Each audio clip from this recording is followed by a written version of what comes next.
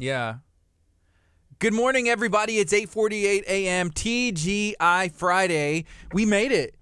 You know, it's Friday. The weekend is pretty much here. We have a stacked show. It's going to be a lot of fun. I'm very pumped about everything taking place this weekend. I like when you say the word stacked. It's going to be stacked. Like it's like stoked, you know, like it's one of those words that it's over the top. Stacked. Well, like that's today. Like muscles are stacked. Yeah, if you're stacking muscles, they're getting bigger, just piling them up as we go. Like if you're stacking money, that's a good thing. If you're stacking muscles, if you're stacking, what's a bad thing that you can stack? I can't think of anything. You know, it's all good stuff. I'm thinking Popeye, you know, he would stack. Like it would boop, boop, boop, boop, boop, boop, like muscles on top of muscles. Can that even happen? Can you get like a bicep on top of a bicep? Like, is that even possible? Yeah. Popeye. Did you not watch Popeye growing up and WCW? I feel like the answer is obvious. But we're going to have an awesome show today. It is going to be stacked. Let us know, what do you have going on today? I was actually trying to turn down the volume on my phone. And did you just call somebody? You called 911. Yeah, I did. Apparently, Gardy just called 911. But I stopped it. Apparently, I thought I was hitting the volume button, but if you hit this button 3 times on the side of your iPhone, it's going to call 911. Here's the good thing. I canceled it. We don't need any assistance at this time. Dang. I'm very thankful for the people who do serve in our law enforcement and the people that do serve as the operators for our local heroes. Luckily, though, there's someone from Hitchcock, from the city of Hitchcock. She's like, guys, I got you.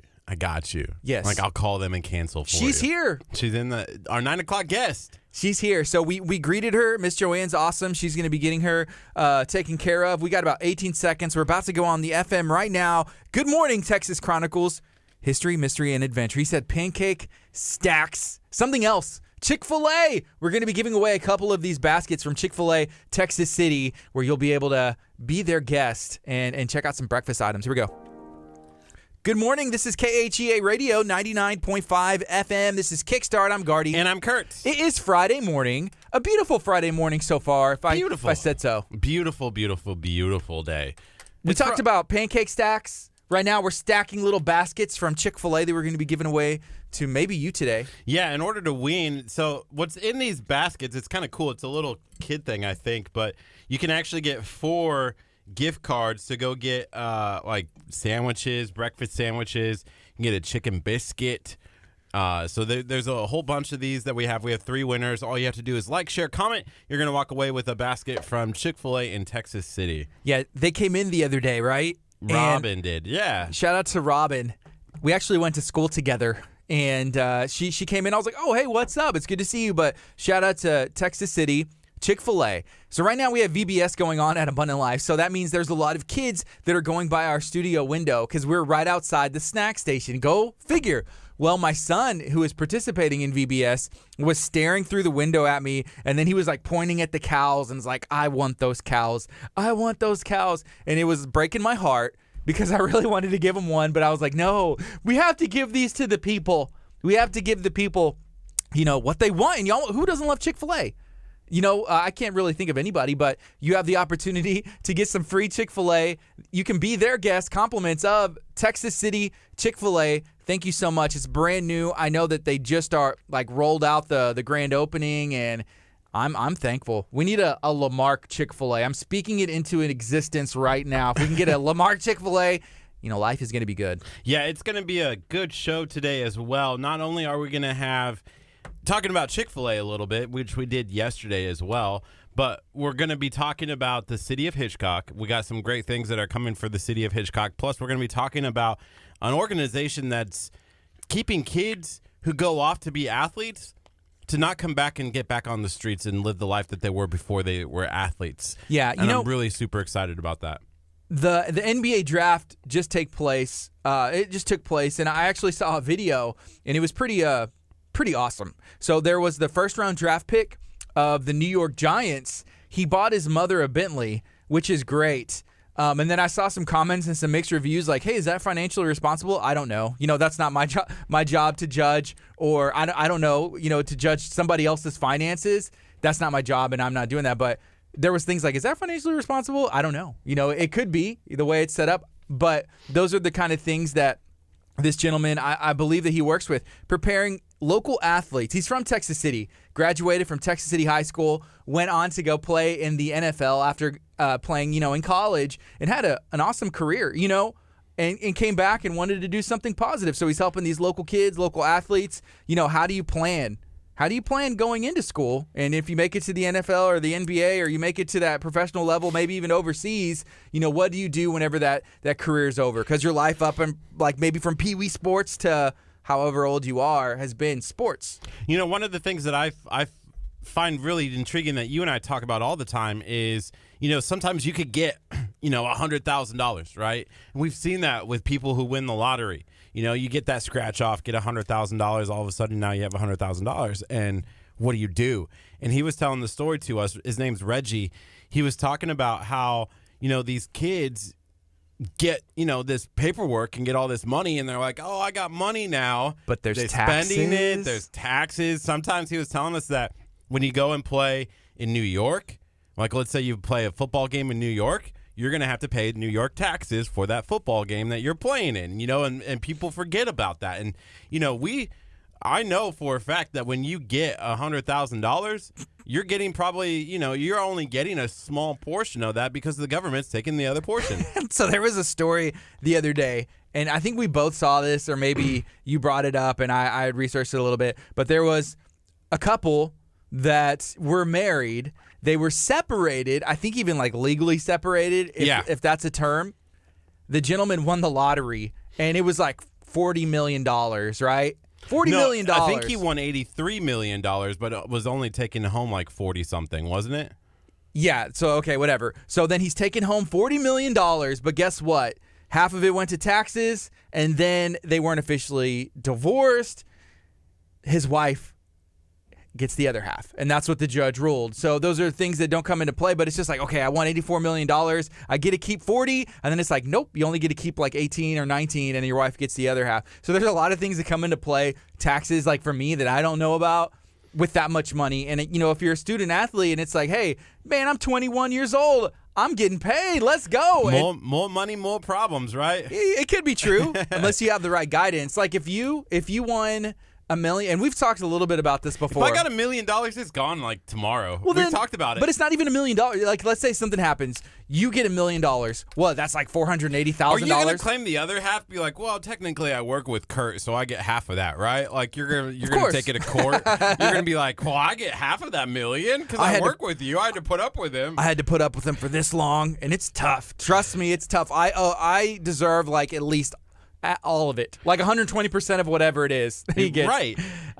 So you have to be able to manage that. And a lot of the time these athletes, and this is why I love Reggie and Stay Recruited in the campaign that they're going to be doing and what we're going to be talking about during the 10 o'clock hour is it's okay, you got $1 million. How do you manage that? And a lot of these young kids, who grew up don't know, and now all of a sudden they're broke or bankrupt. And I mean, it can be hard. And so this is an organization that's supposed to, I like the name Stay Recruited. Mm-hmm. Continue to live your life like somebody's pursuing after you, to do good, to be the good in the community. Yeah, so for Reggie, what he's doing after playing in the NFL, went to Texas City High School, went and played college football, played in the NFL, had a great career, came back down here, and he started doing nonprofit work, and started Stay Recruited, and then also is sewing back into the community the skills that he's learned from our community. So he's working camps and trying to get these kids to the next level to reach their own goals. Right now it's 8:57. This is KHEA Radio, 99.5 FM. This is Kickstart. We're going to be on till 11. We're about to bring our first guest in. She is here. We're going to be talking about a couple things going on in our community, specifically the city of Hitchcock. We love Hitchcock. So 2004 runs up and down, our area. Whenever I first started coming to Abundant Life, the church, and was introduced to Lamarck, I had no idea. I used 2004 because I'm from Angleton, and it's a straight shot.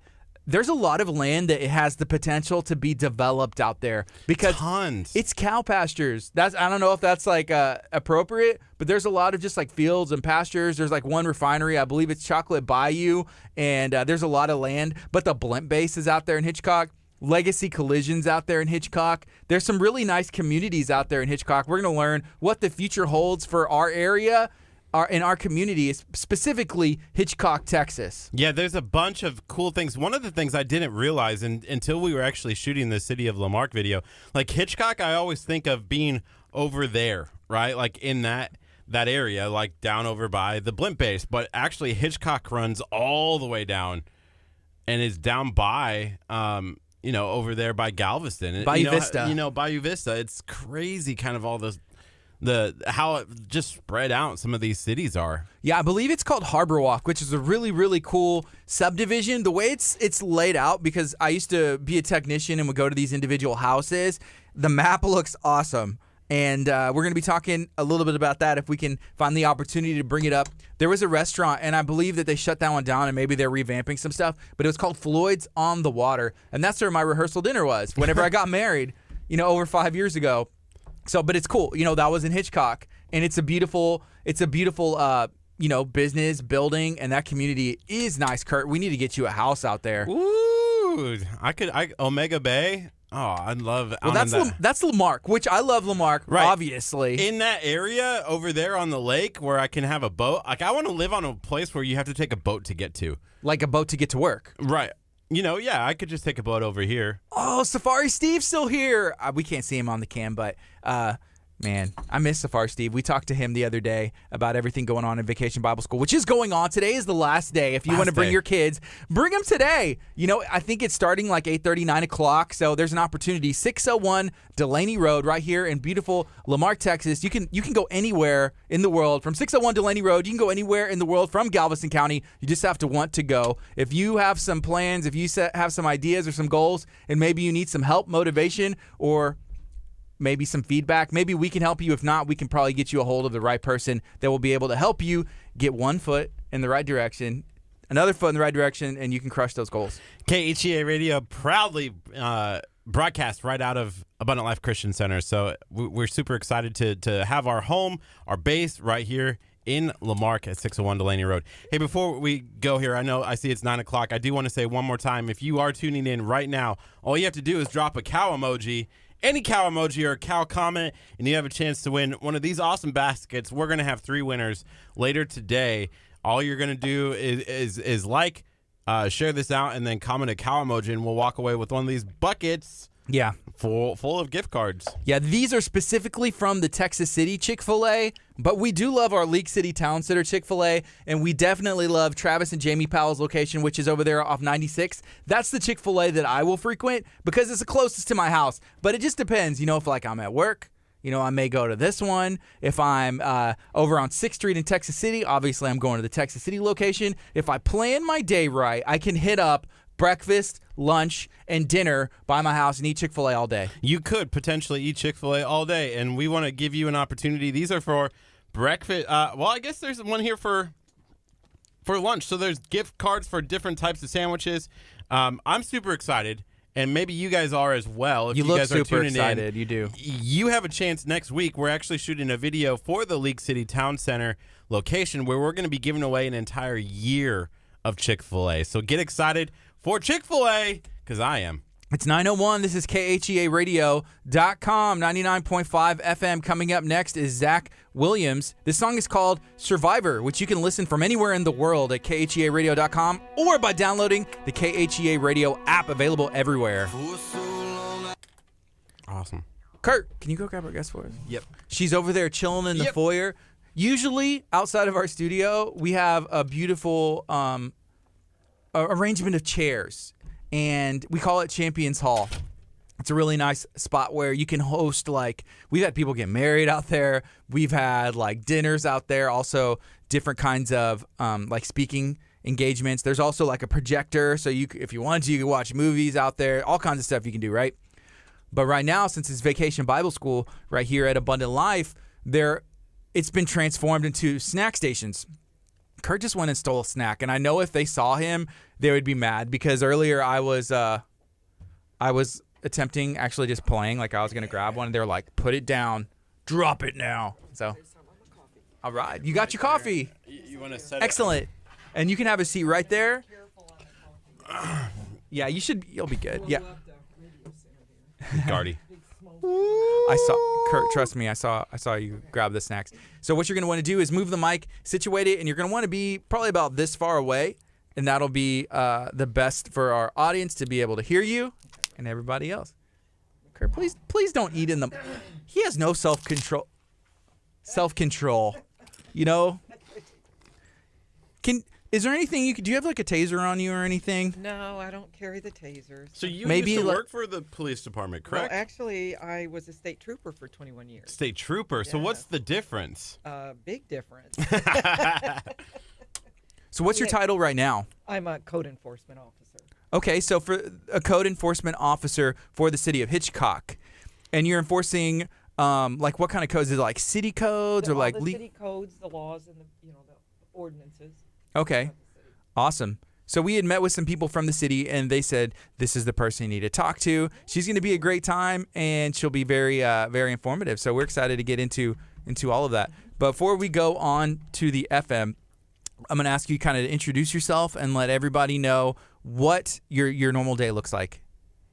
Oh, gosh. Okay. I'm Candy. And then just move over just a little bit. Make sure you try and talk to the microphone. I'm Candy Cerna, and a normal day for me is nonstop. As soon as I get to the office, I normally get a couple phone calls or get approached by people that either come into the office or one of the city administrators, and they tell me what I need to do or where I need to go. If not, I'm doing paperwork. Okay. So if somebody doesn't follow codes, what happens? Well, we really work on a voluntary compliance to where we try to get people to, comply with us without writing citations. But if they refuse, they'll end up getting a citation. But normally we don't go that route. We just tell, a lot of people don't really know right now in the city what is against ordinances or what they need to do to comply. So we inform them. Okay, I got a question, and we have 25 seconds, and maybe I won't bring it up. I'm going to save it. I'm going to save it, actually. Oh, darn. Come on, ask me. Well, I only got 20 seconds, and then we're going to switch it on to the FM, okay. And I feel like it's a can of worms that'll be open, and we don't have time to pull them all out. Okay. It's going to get crazy in here, so we got 10 seconds. If you're watching on Facebook, share this video out. If you have questions when it comes to the legal codes of the land, let us know. Here we go. Good morning. This is KHEA Radio 99.5 FM. This is Kickstart. I'm Gardy. And I'm Curt. It is Friday. Thank goodness it's Friday. TGIF. I'm excited for today. We have Candy Cerna in studio. She's going to be talking about some of the things that go on in the city of Hitchcock, Texas, which is right next to Lamarck. Right. There's imaginary borders, and that's how we separate our cities, our the county, and just everything, right? So the lines get blurred for me. I grew up in this area. I moved here when I was about 10 years old. So I traveled up and down 2004 to get here. Then we moved here, and I'm like still learning. Is this Lamarck? Is this Hitchcock? Is this Texas City? Like, where does Santa Fe start? It's a big, just like a giant puzzle that doesn't make any sense, And you work for the city of Hitchcock. Is it easy for you? Do they make you kind of like you have to know, like, I'm not allowed to go beyond this point? Well, it's 91 miles. Hitchcock's 91 miles. So it's a lot larger than I thought it was going to be. And we cross over into Freddy'sville, which is not annexed into Hitchcock, but we're possibly looking at that in the future. But no, I was a state trooper here for many, many years, so I kind of know where the county lines are. Okay. And the state trooper, because there's the local, like, city police department, and then there's a state trooper. What's the difference? Well, the state has jurisdiction throughout the whole state. Ah, so you're kind of like... Right. The city has their boundaries within. They have to stay within their city limits.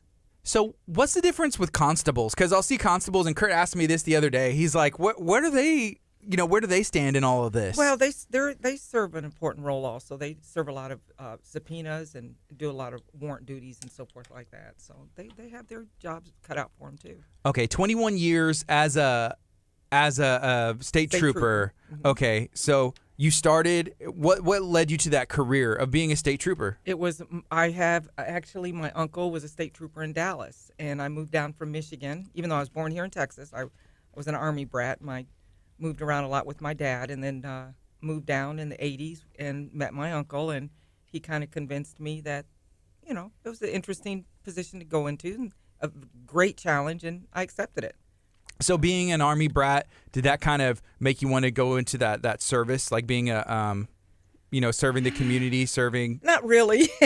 It wasn't the Army that, even though I did consider going into the military. But no, I was meeting my uncle and seeing what he was doing in Dallas, which kind of lured me into going to law enforcement.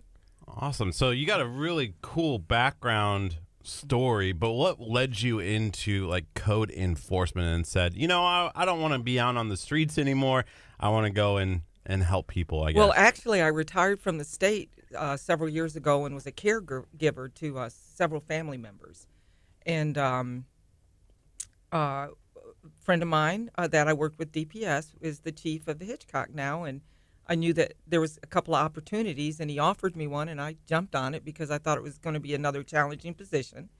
It was it's also a position where I get the opportunity to meet a lot of diverse people, and get right in with the community, and that's just in my blood, and so I really enjoy it. Is Hitchcock really pretty diverse? Oh, by far, yes. Yeah. Yes. It's made up of everybody. That in our area is especially, like Lamarck, Hitchcock, Galveston. It's just like a giant melting pot. Whenever they talk about America, that's what I think of. Like these small town America. It's really just has a lot of flavor. I was in a meeting when I took a teaching job in Houston. They actually brought all of the first year teachers together, which can you imagine like the city of Houston, like HISD, like all of the new and teachers. It was like thousands of people who are showing up for first year teacher orientation. I was like, this is awesome. But they brought in a guest speaker to talk, and he was talking about how like Houston is like the melting pot of the United States, where there is one county even that is 25%, 25%, 25%, 25%, just down the middle. I'm like, oh, that's awesome. So it's kind of cool to see all that. Being a state trooper, do you have like a lot of interesting stories? Oh, of course. Of course. I have a lot of interesting stories just working the 4 months over in Hitchcock. Yeah. Whenever you're dealing with people, it's always interesting. There's never a dull moment. It's a great job whenever you're dealing with, people in general. Mm-hmm. And like I said, there's a lot of diversity. So you meet people from all walks of life and all different kinds of backgrounds, and there's always a good story to listen to with me. I was driving down in Hitchcock the other day, and one of my favorite things to do is to talk to the people that have been around. And when I talk about being around, they're talking 40s, 50s, and they've lived in Hitchcock all their lives. Some are born. I dealt with yesterday with a woman that was born and raised there. And they'll talk stories, and it really is, it's a very small town with a very interesting background to hear the diversities of the people that were raised there, on the stories of how it grew and then how it kind of, wilted down a little bit, and it's back in its growing ages, and so it's interesting. Is there room for growth? Oh, by in far. Hitchcock? That's why I'm there. Yes, it's interesting. So people can apply for codes. Like if I want to build a fence or a chicken coop or like build a new business, is that they get in contact with the office and you come and check it out? Is that how that works? Well, it's right now, if you're going to build something, you need to definitely go in for a permit and talk with our city hall on that. Mm-hmm. What I get called on right now is we're focusing on Highway 6, the beautification of Highway 6, and making sure throughout the community, people that have a tendency to collect cars in their yards, that's a big issue right now. Some junk cars that we're getting rid of. Long grass is a big no-no, and so we look at fences and so forth that are not within their ordinances. And so we're just kind of bringing it together to where the beautification and the growth is really important to our city right now. That's awesome. Alana, we met from the city of Lamarck when we were shooting the This is Lamarck video. She's a part of the Keep Lamarck Beautiful organization within Lamarck. Yeah, so she actually has chickens in her backyard, and she says it's so easy to pull up your code for your city. Anything from backyard chickens, LOL, to fencing, etc. Just a quick Google of city of blah, blah, blah. I'm always digging through the Lamarck one. Nice. So can you do that for the city? You can do that with the Muni Code. We do have our city ordinances on our City of Hitchcock webpage. And it's interesting that you should bring up chickens, because there's a lot of people that do have chickens and animals in Hitchcock. It's still countrified. I call it countrified. but you have to get a written okay from your neighbor to have chickens or any kind of animals. And Really? yes. It doesn't matter how far. Does it have to be like a certain It has feet to away? be 1,000 feet away, yes. And then you still have to get. You have to get an okay from your neighbor. I live 1,001 feet away from my next door neighbor. I still have to get a. Most of the people are okay with the chickens as long as you share the eggs. Oh, that's true. That makes sense. Hey, here's another comment. This is from Solian, who's watching on our Facebook stream. Good morning, Solian. She said, when you get pulled over for pulling out your phone, LOL, I was trying to listen to KHEA radio. And then she said, I'm serious. I was just waiting for him to ask, like, why? What were you doing? But he didn't. He just gave her a citation. So we're sorry about that, Solian. Sorry, not sorry. Keep listening to KHEA. Got to no matter follow what. those laws. Before you start the car, pull it up. If you're listening on the app, plug it into your car system or Bluetooth it in, and then you're good to go. Or if you're in Galveston County and within range, 99.5 FM. But we appreciate you listening. Sorry about that. Hey, before we continue with the city of Hitchcock, I want to make a quick reminder. We are giving away these little chicken buckets from Chick-fil-A in Texas City. They're full of gift cards. You get the little stuffed cow as well, which is kind of cool. It says eat more chicken. So if you want one of these baskets, we got 3 of them. All you have to do is like this video, share this video out, and then comment a cow emoji. Okay, so I kind of teased a question that I wanted to ask, and this may be your area, it may not be. So you brought up Hitchcock kind of having a countrified feel, right? Yes. There's chickens, that's kind of normal. It's not out of the norm, rather. There's a lot of land. What's up with fireworks? 4th of July is coming up. Whenever I think of shooting off fireworks, I think of going to the country. That may be Hitchcock. That may be Santa Fe. There's different areas in Bay Cliff, and that's what it's kind of known for. What's the deal with fireworks in Hitchcock, Texas? You definitely, you have to go through the fire marshal to get a permit if you're within the city. Do you think everybody goes through the fire marshal to get that permit to shoot those fireworks? No. I live in League City, and I have neighbors that are shooting off fireworks. I'm definitely within city limits. They're just like, I don't understand. It's a good time. Come on. We It's 4th of talked about July. this last year. I don't understand this because in Nebraska, you can light off fireworks whenever you want. Like, it's fine. I don't understand. Like, let's have fun. It's America. Let's light some fireworks. You know what I'm going to say? I'm Texas born and raised and love Texas, and this is not Nebraska. Thank goodness. Yes. At least But we it got is- fireworks. Yeah, but it's very dangerous. I've seen somebody blow their hand off with an M80, so you want to be careful with your fireworks and you have to regulate it. Unfortunately, there is some people that don't have common sense and they're liable to get out there and do all kinds of crazy things with fireworks. Listen, part of throwing a firework and hitting the back of your cousin's head in the ear is part of the fun of fireworks. No, You know, dangerous. in Vermont, the coolest fireworks. When I lived in Vermont, we actually on the 4th of July went camping, and there was this boat that we had, and all of my buddies. There was like a dozen of us out there. It was so much fun. But we would take the fireworks and put it on the boat, and then we would light it and then kick the boat out, and then the fireworks would shoot out over the lake. It was so much fun. Did you have a rope on the boat or what? Yeah, and then dragged you it would back? roll the rope back in. It was awesome. Well, that's why you go out on lakes and country. You just don't want to blow them off in the city. Mm-hmm. You just have to be careful. Yeah. Not everybody likes fireworks. My neighbors do. The people that live, not necessarily my direct neighbors, but the people that live around. And they're like, come on. But so I have kids, and right now they like them. But before I had my daughter, it was just my son, and he's really young, and it was loud. It gets loud. It sounds like there's gunfire going off. And I actually lived in a different neighborhood than I live in now, and people were doing like on the back side of the fence, and it was tough. It made for some tough evenings, and that kind of changed my perspective. Right. And you should even getting approval for chickens, 1,000 feet away, be courteous to your neighbors. Maybe even invite your neighbors over. Like, you share the eggs. Hey, share the fireworks. Just be like, hey, we're going to be doing this. It's probably not legal. Like, don't call the cops. Maybe. I don't know. Well, there's a lot of places around that offer great fireworks shows. That's true. So, they're especially around this area. So there's a lot to offer. I know KHEA definitely Galveston. does. Galveston. So in the city of Omaha, Nebraska, they have a ban. Here we go again. But when you go to the suburbs, and they're like everybody, because then all the people from Omaha go to the suburbs and light it off. Right. It's kind of fun. It's cool to see all of the smoke in the air. I think fireworks are awesome. The smoke. I like fireworks. You think the smoke is the awesome part? Yeah, because you could see like the remnants of the firework. Like if it's like a star, or something, you could see the star.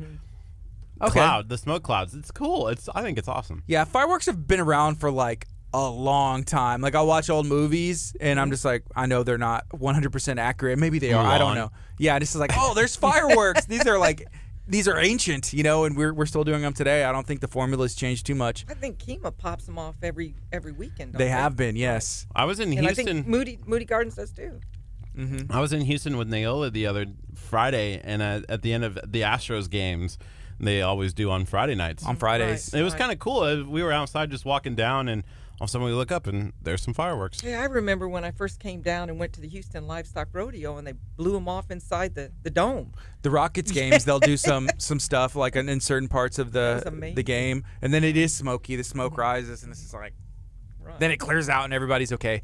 Right now it's 9:18. This is KHEARadio.com, 99.5 FM. This is Kickstart. We're going to be on till 11 right now. We're talking to Candy, and she is letting us know everything that's going on in the city of Hitchcock whenever it comes to enforcing the codes. What are the codes, and how do you enforce them? Are you taking people to jail? Like, what's the worst thing that can happen if you're breaking codes? And what's like the maybe a slap on the wrist or conversation? Like, what's the array of things that can potentially happen? Well, I certainly wouldn't want to take somebody to jail for not cutting their grass. But like, if it's going on for 5 years, like we've had this conversation every day for 5 years. How can you go 5 years without cutting your They grass? do. People do. Believe it or not, they do. We've actually got a lot of compliance in the last couple of months with people, kind of taking care of their properties and so forth. The worst case scenario would be getting a citation every day of the violation. Yeah. Which that's like a ticket, right? Mm-hmm. And it gets very expensive. And fortunately, I have not had to do that yet. Okay, good. When people realize how expensive it can get, then they start complying. But to be honest with you, everybody has been so compliant. I mean, you don't really have to threaten people and tell them, if you don't, take care of this junk car, we're going to take you to jail. It's not anything like that. Yeah. Once they understand that we really do have good intent, pretty much, people comply.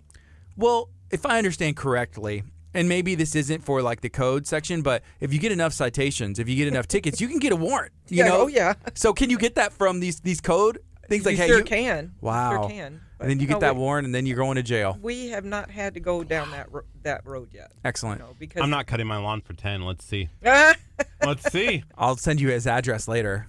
And you don't want to sit in jail for long grass.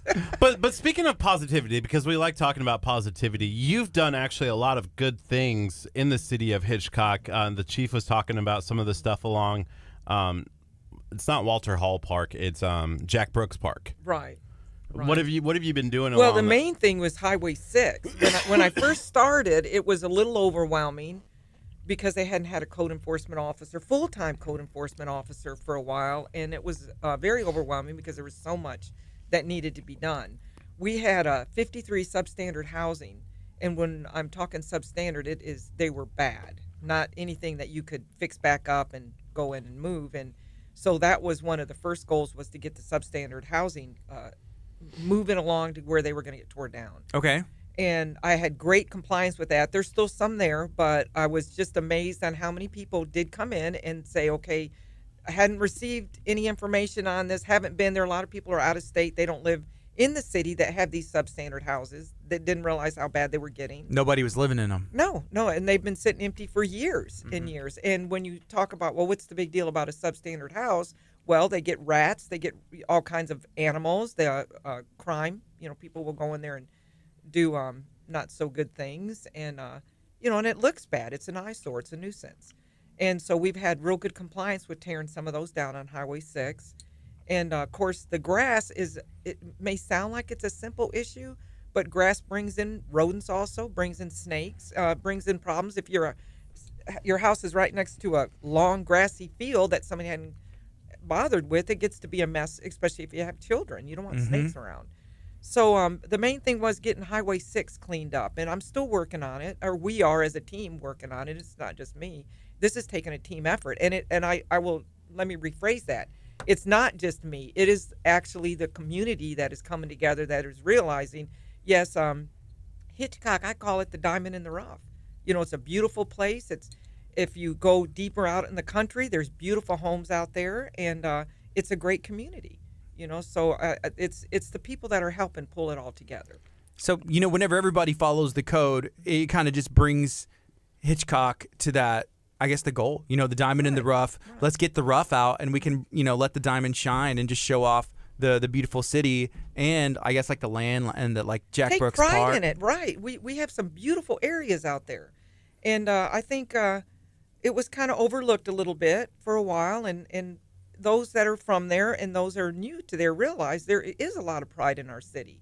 We have great administrators, we have great commissioners, and like I said, it's a team effort. We have a lot of new people in there that realize it's a wonderful place to live. There's a question here. This came from Naola. She actually said, can you get kicked out of the city? Can you just be like, you're such a nuisance? Is that the one that was on the phone? No, can you get kicked out of the city? No, not really. We've never really kicked anybody out of the city. Now, you may visit our local jail if you do something illegal, but we don't really actually kick anybody out of the city. You're like, you haven't cut your lawn in 5 years. We don't want you anymore. No. Like I said, I've been so fortunate. Of course, I haven't been there a long time, but just in the 4 months that I've been there in that city, I've dealt with Hitchcock all through when I was a state trooper. But meeting the people, I think just talking with people, it just does wonders, just to discuss what the issues are and let them know where we're going. Was it an easy switch going from a state trooper to this different line of work?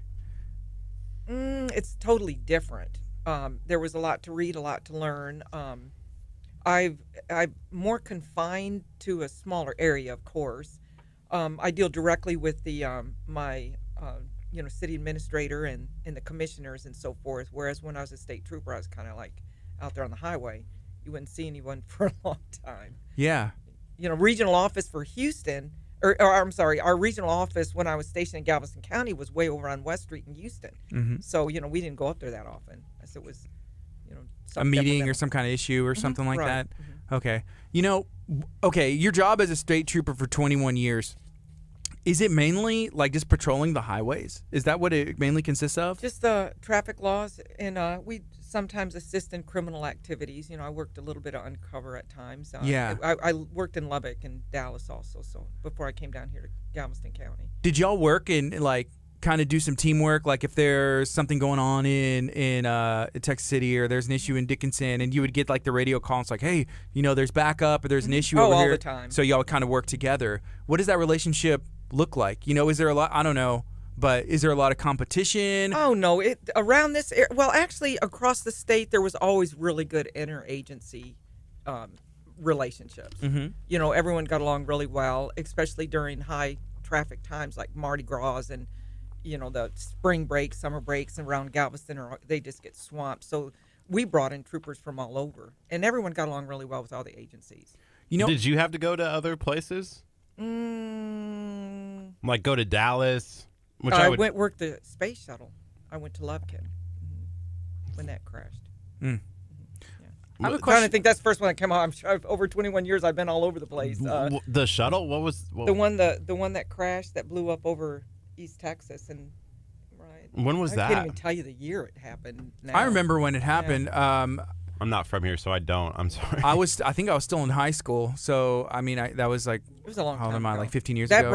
That brought in everybody. Yeah. And then whenever there's a president or something coming into Houston, there people get special duty, and of course right now they're sending them down to the valley.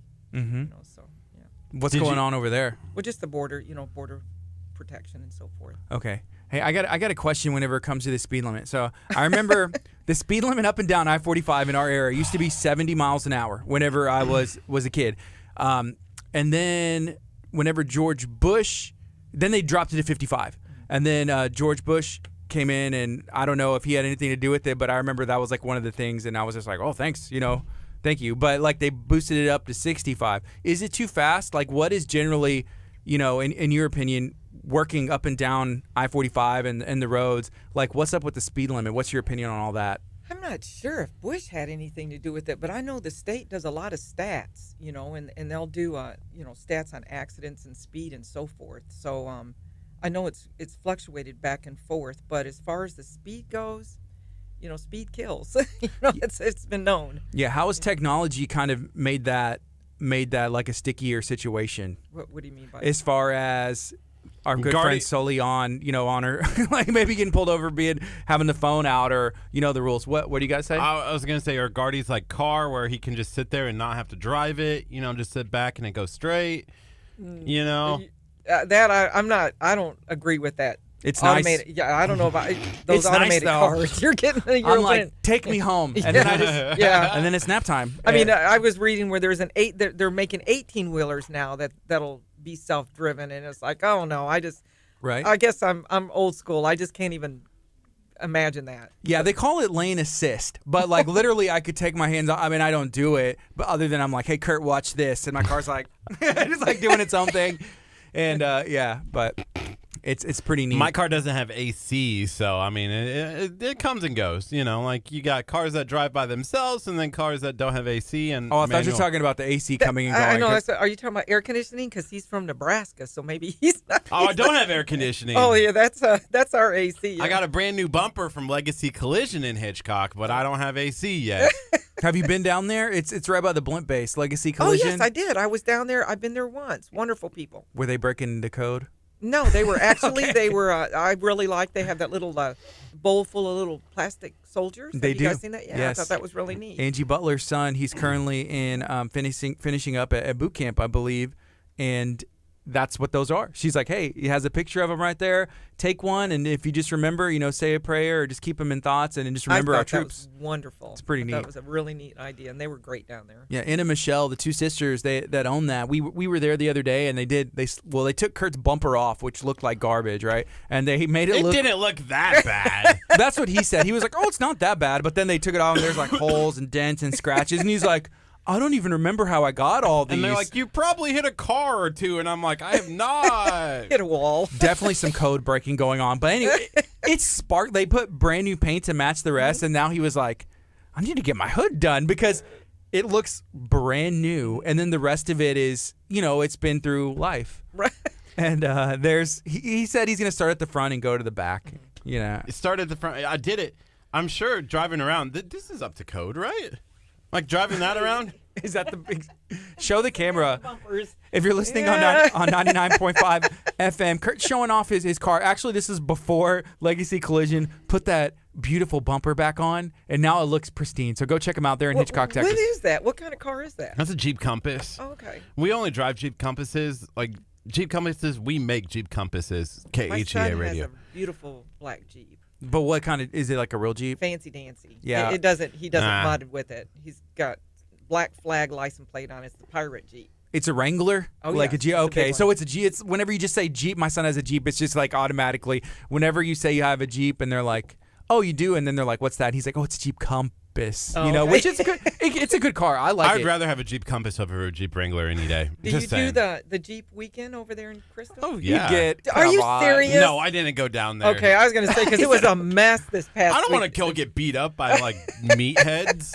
What kind of codes are broken out there? I feel like there were some codes going stayed on. Completely away from there. I thought Crystal Beach was code free or something because they went crazy on this past one. Do you ever get to Code-free. communicate? It's code free. Do you ever communicate with other cities, like with their code people, to assist? I do, as a matter of fact. When I first came down here, I met with League City, and they were very helpful. I don't think we really need to assist. If they ever needed help, of course, we'd help each other, but they assisted me in just giving me some general information and, kind of direction. Met with Galveston County a couple weeks ago, and they were very helpful on some abatements on two of the houses that they have out in our city. Mm-hmm. And, of course, they've been around for years, a couple of guys that work there, so they've been very, very helpful. That's good. So we have good networking, very good networking. And then I have a friend of mine that's Harris County Environmental Abatement and Nuisance Enforcement, and he's very helpful.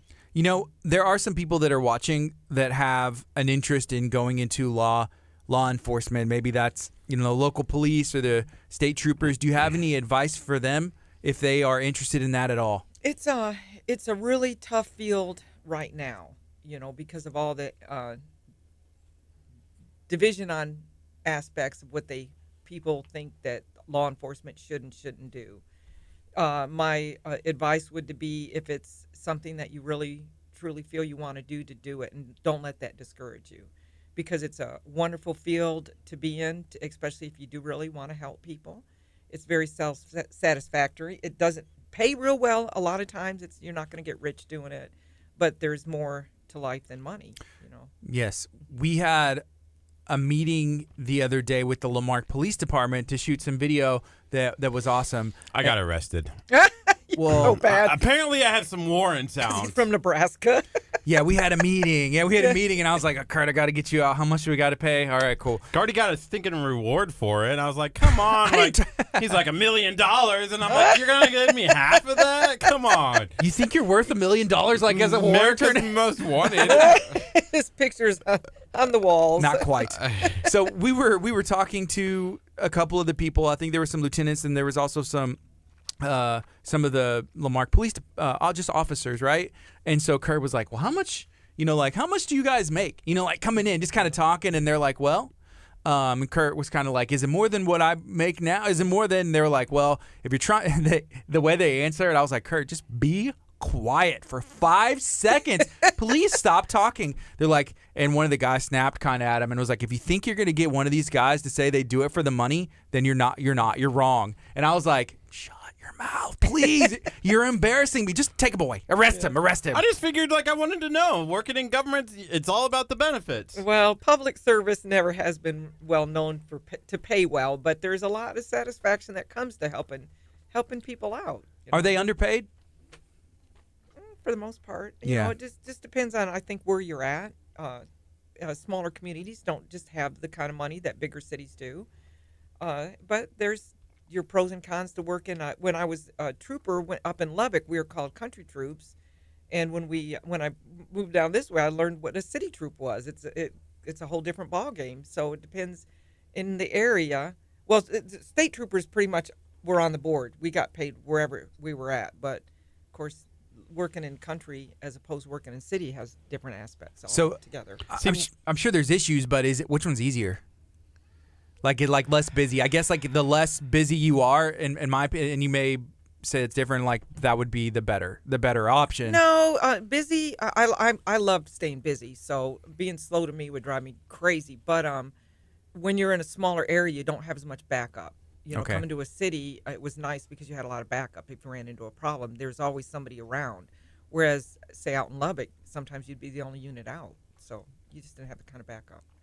What do you got, Kurt? I was going to say, man, there was one that I'm sorry, I got distracted a little bit by the cow emojis that keep coming in. Yeah, shout out to Chick-fil-A. Chick-fil-A. Shout out to Chick-fil-A Texas City for coming in. And then we had Chick-fil-A League City Town Center as well. So we have a bunch of Chick-fil-A we're giving away here in the next week or so. But if you comment a cow emoji, maybe even just say cow, which I've seen some people do, you're going to have the opportunity to win some of these little buckets and prizes that they came and blessed us with. And we're going to pass that right on to you. Yeah, make sure you like, share, and comment the cow emoji on this video. If you're watching on our Facebook page, it's at KHEA Radio. We have 3 winners that we're going to be announcing later today. And then later, we are going to be doing some more stuff with we got like almost a year's supply of sandwiches over here. And then next week, we're dropping a video for the Chick-fil-A in League City for a year's supply of Chick-fil-A. So if you love Chick-fil-A, then you're going to want to follow and like KHEA Radio because it's going to be awesome. Even if you like giveaways, if you like free stuff, we gave away some Schlitterbahn passes, I think like a week and a half ago. And so we're going to start doing that regularly. And we were kind of waiting for people to give some feedback.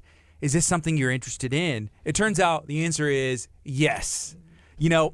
Hitchcock. What kind of stuff is there to do in Hitchcock? I know there's like Jack Brooks Park and there's Fairgrounds is in Hitchcock. Oh gosh, we got the Galveston County Fairgrounds. Everyone knows about that. That's How did wonderful. y'all manage that? That's what I want to know. Gosh, I remember when it was a little bitty teeny fair, and now it's huge. It is. It is. It's gotten to be a wonderful fair. People come in from all over. Of course, the barbecue. We just had Hitchcock's barbecue cook-off. The good old days? Well, that was with the barbecue, and it was wonderful. Yeah, that's fun. So there's a lot of fun stuff to do, and y'all have a good location where it is because there's enough land to still build out a ton of stuff. Exactly. We have a lot of good little fishing holes out there if you like to fish. Okay. So it's a good little town. Yeah, I agree. I agree. What are you doing in the town that's for fun? I work all the time. What do I do that? Well, I work, and normally when I'm done working, I go home. What about eating in the city Well, of there's Hitchcock? not a lot of restaurants, but we're getting ready to get a new barbecue place. Oh, yeah? And I met with the people yesterday, and the fire marshal and I met with them, and they're getting ready to open a new barbecue place on 2004 and Highway 6. Are you allowed to say the name? I don't know what the name is yet. I never did ask her, but I can tell you this: they're from Louisiana, and they're going to be having some Cajun food there too. So we'll have some crawfish. All right. That's Barbecue what's and up. crawfish from Louisiana. Can't lose out on that one. I'm sure Louisiana Cajun people, they can probably barbecue too. But when I think of barbecue, I think of, like Texas barbecue. But it may hurt my feelings if I go down there and I'm like, this is better than some of the Texas Louisiana's got barbecue. some pretty good barbecue too. So, All right. I'm excited to plug in try for that. them. Some Cajun seasoning. I don't know. Right. Do we We'll get figure a it out. breaking news palette for this? Because I feel like that's breaking news. Like barbecues come is. into Hitchcock. But we don't know It the is. name. I know. Sorry. I wish I would have. Great people. Husband and wife team getting ready to open up a restaurant. They went and looked at the building. We were there with them, and so wish I did know their name. But they're still at the very beginning of it, so Yeah. we still have a lot setting up. That's awesome. Right now, we love Texas Pit Stop Barbecue. They're one of our sponsors and partners here at KHEA. But it's the Texas Pit Stop I know. Barbecue. So I got to get a Texas barbecue, and that's what I'm checking out. But we definitely support new local businesses, Right. and it makes our area grow. We were talking to some people the other day, and they said, and actually, there's a conversation we had. They said if one of us grows, talking about the city, even our county, then we all grow. Right, exactly. And right now, everything's growing down this way. Everyone knows that. You can see it, plainly see it on 45, how much growth has happened in the last couple of years. Yeah. And we have so much traffic going through Highway 6 now in 2004 from the plants and people commuting back and forth to Galveston. It's a great little place to have a restaurant, have a place to stop, picnic at Jack Brooks. Yeah. It's busy. It's growing. Like raise a family. Oh, by far, yes. I love our area because there's easy access. It's accessible. You want to go to Houston, you're there. You want to go to Galveston, Exactly. hey, it's right there. You want to go to the Dike in Texas City or 6th Street or KHEA, and you can. It's like a vacation if you wanted to every weekend, and it's somewhere new. Like I'm going to the beach. Exactly. Now I'm going to the boardwalk, and I'm going to the country. It's just a lot of fun. It is. It's one of the beauties of our area. Okay, right now it's 9:40. This is KHEARadio.com, 99.5 FM. We're going to take a quick break on the FM. Don't forget, if you haven't shared this video stream out, if you're watching on Facebook, hit the like button and then also pop the little cow emoji. Then you're missing out because you have the opportunity to win some free Chick-fil-A courtesy of Chick-fil-A in Texas City. The one thing that you can do, you can share this into groups on Facebook. You can start a watch party. What? I mean, there's so many cool ways that you can use this to spread, hey, we're giving away some Chick-fil-A. So you can win these buckets right here. Oh, let me bring it up on the camera. There you go. You can actually see the bucket. You get this little nice, cool Chick-fil-A cow. You get the bucket filled with the cup. I'm sorry, the bucket and the shovel, and then you also get the gift cards as well. So a chance to win some Chick-fil-A from Texas City. Thank you, Texas City Chick-fil-A, the newest Chick-fil-A in our area. Thank you so much for that. Coming up next, Todd Smith. This is KHEARadio.com, 99.5 FM. Do you want to win these gift cards here? Do you like Chick-fil-A? Are we off? Well, we're on Facebook still. Okay. No, I'm good. Give it away. I'm good. I love Chick-fil-A. We're trying to give it away to you. No, I mean, I'll take it, but I mean, I'd rather you give it away to one of your listeners. And that's what we're talking about. Yeah, no, I love Chick-fil-A. They one of the best restaurants around. Yeah. Community, like their service, like how they treat their customers is like it's top notch. great Our foundation. He's helped that. Our pleasure.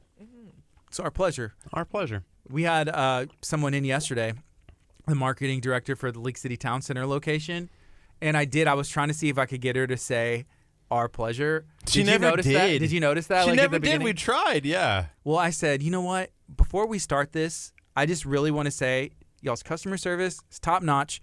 Everything y'all do is amazing. From the bottom of my heart, I just want to say thank you.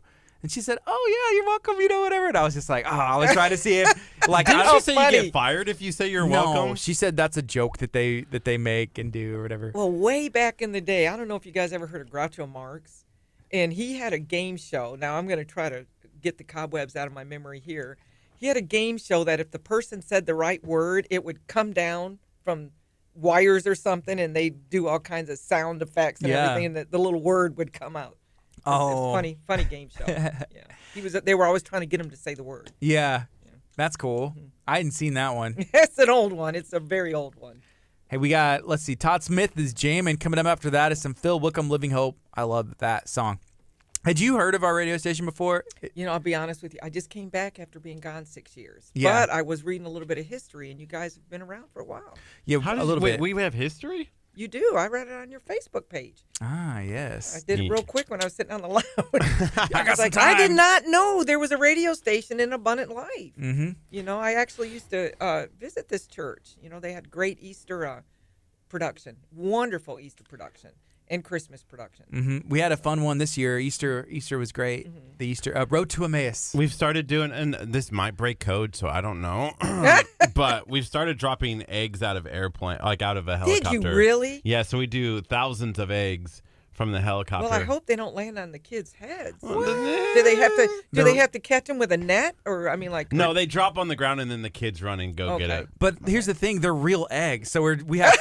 We have those chickens that are like in the Hitchcock yards. No wonder you like chickens so much. We just they hold them outside of the helicopter door, and they're just laying. Yeah. They're laying eggs, and I don't know where they get these chickens from. There has to be some hormones in there. How many eggs do you guys drop? You drop them from a helicopter? I think it's about 1,000 eggs that we drop out of the helicopter, but it's 10,000 eggs for the entire thing. So we do a little scavenger hunt, and then there's food. There's thousands of people that come out here for this egg hunt, which is awesome. And then the helicopters, that's year 3 of doing that? Yeah.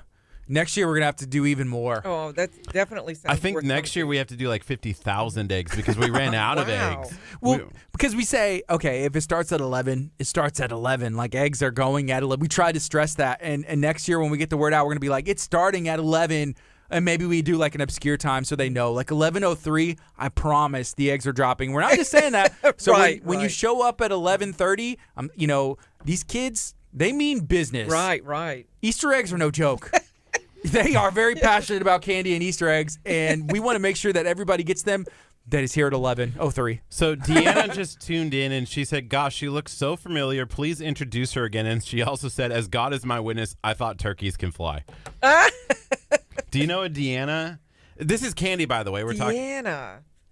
Gosh, is local? Is McNeil? Deanna. Did I stop her? I'm just kidding. A lot of people go, I know you. I know.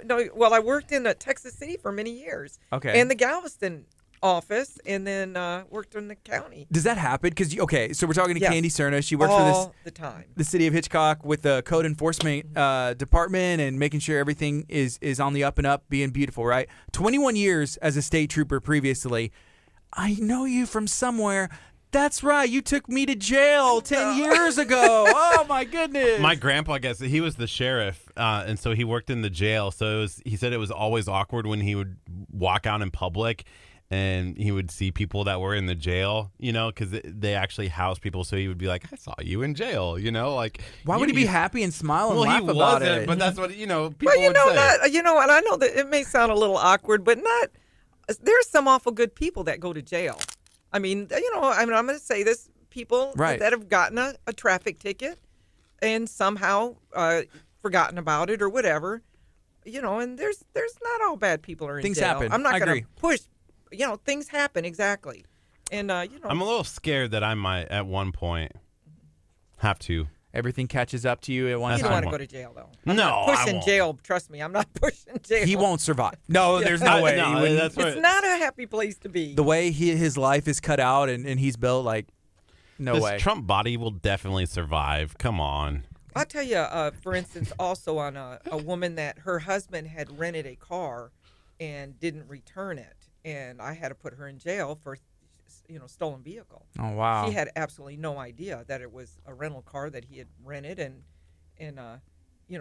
she knew it was a rental, but she didn't know it was due back. Yeah. And so she's been driving it and thinking everything was okay, and when she got stopped, it was reported as a stolen vehicle. Curt, you should use that one. use that excuse. You're like, this Yeah, one has I AC. didn't know. I didn't know Yeah, this. we hear that a lot though, but sometimes they do know. It's legit. Sometimes they really don't. Sometimes it's a legit thing. And I had a buddy who used to be a guard at one of the local local jails, and we were playing basketball one day, like pickup ball, right? And so I saw him talking to some guy, over to the side, and they kind of like, we call it like a thug hug, like, oh, okay, yeah, whatever, And I was like, hey, what did he say? He was telling me no hard feelings. I was like, from what?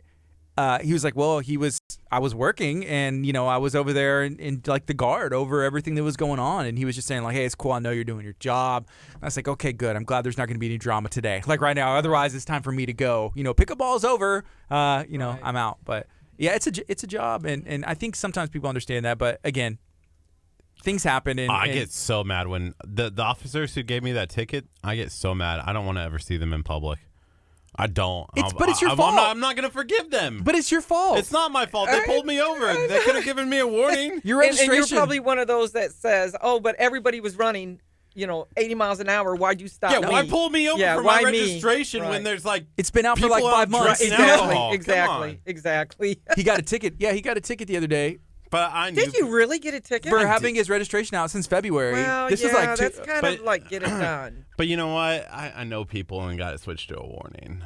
Oh, you started crying. I did. I was like, please give me a Please. warning. I won't survive. It's updated. It's updated now. Okay, good. Well, then you complied, and that Gardy was the whole- finally gave me money enough to pay for the registration. He jokes about that. He just and we don't want to talk about money and Curt because there's a lot of things that we could say about that, and he probably wouldn't prefer that. Thank you. So he always brings that up, but yeah. It's a lot easier to obey the law. That's why we did the $1 million fine, reward for turning me in so that we could get paid for a little bit. Yeah. So, hey, if you have any questions whenever it comes to the code, maybe even what it entails to be a state trooper or be in law enforcement, feel free to let us know. If you have any ideas for the city of Hitchcock or our area in general, feel free to talk. Let us know what you got going on, even if it's not related at all.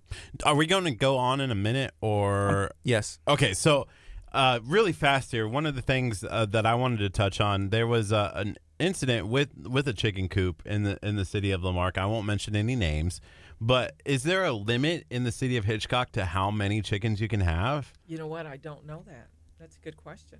Because you can have chickens in Hitchcock. You can have chickens. But can you have too many chickens? I don't want to give you the wrong information. So you can ask the question. I'll definitely check that. Over and over, but she said, I don't know. And you ask it again the same way. We still like to think of common sense and reasonable come into play, but not everybody has common sense and not everybody is reasonable. But I don't want to give you a number because I don't know that number. Yeah, but I would say 400 to 500 chickens as opposed to 2 or 3. Some people might think 400 to 500 is reasonable. So there is no limit. No, I'm just kidding. No, don't say that. Don't Okay, say that. so we got 5 seconds. We're going to go on the FM right now. Here we go. Good morning. This is KHEA Radio 99.5 FM. This is Kickstart. I'm Gardy. And I'm Curt. It's 9:51. We're speaking to Candy Cerna. She is with the city of Hitchcock, helping enforce the code, making sure that everything is beautiful, and we think that's important. If you have something that you treasure, you should take care of it, and why not take care of the city? So that's kind of what you do for the city and help bring out the best of everybody's yard, and even like Highway 6 we were talking about earlier, right? Exactly, and take pride in your home. It doesn't take money to have pride in your home. You may not have the fanciest house or the biggest yard or a lot of money, but it doesn't take any money to keep a pretty decent, clean place, and that beautifies the city in general. Mm-hmm. I feel the same way about like my vehicle. Like if there's I don't leave trash in my car, like on the floorboard or anything like that. It's just like, hey, if you want to have something, even if it's not the best, just take care of what you have, and then whenever you live that lifestyle, like I feel like those blessings just kind of follow. Same with your house. Exactly, and it's a good analogy with a car, because you don't have to have a fancy car. If it's trashed out and dirty on the inside, it just makes it worse. If you can keep a really, really nice little clean car, and it makes a big difference. It's same thing with the city, even the streets, right? Exactly, even the streets. I'm a big fanatic on littering. I don't like littering, and of course everyone knows what happens when people just start throwing trash out, especially around our area. Illegal dumping, that's another code enforcement that we do enforce. And, people, you just can't take TVs and couches and just dump them on the side of the road. It just makes the city look horrible. Yeah. So, yeah. That's terrible. Do y'all have any like trash pickup days? Or is there anything like that, or even like local groups of youth kids or something like that go pick up? We actually do have a big trash pickup that took place. I think we've had 2 of them, and we're planning on doing another one. Don't have the date or the exact time yet, but the chief did a real good big trash pickup day. And so that worked out really well as far as getting a lot of the debris off the roadways that were dumped there. Yes. And then other than that, we do have our weekly trash pickup.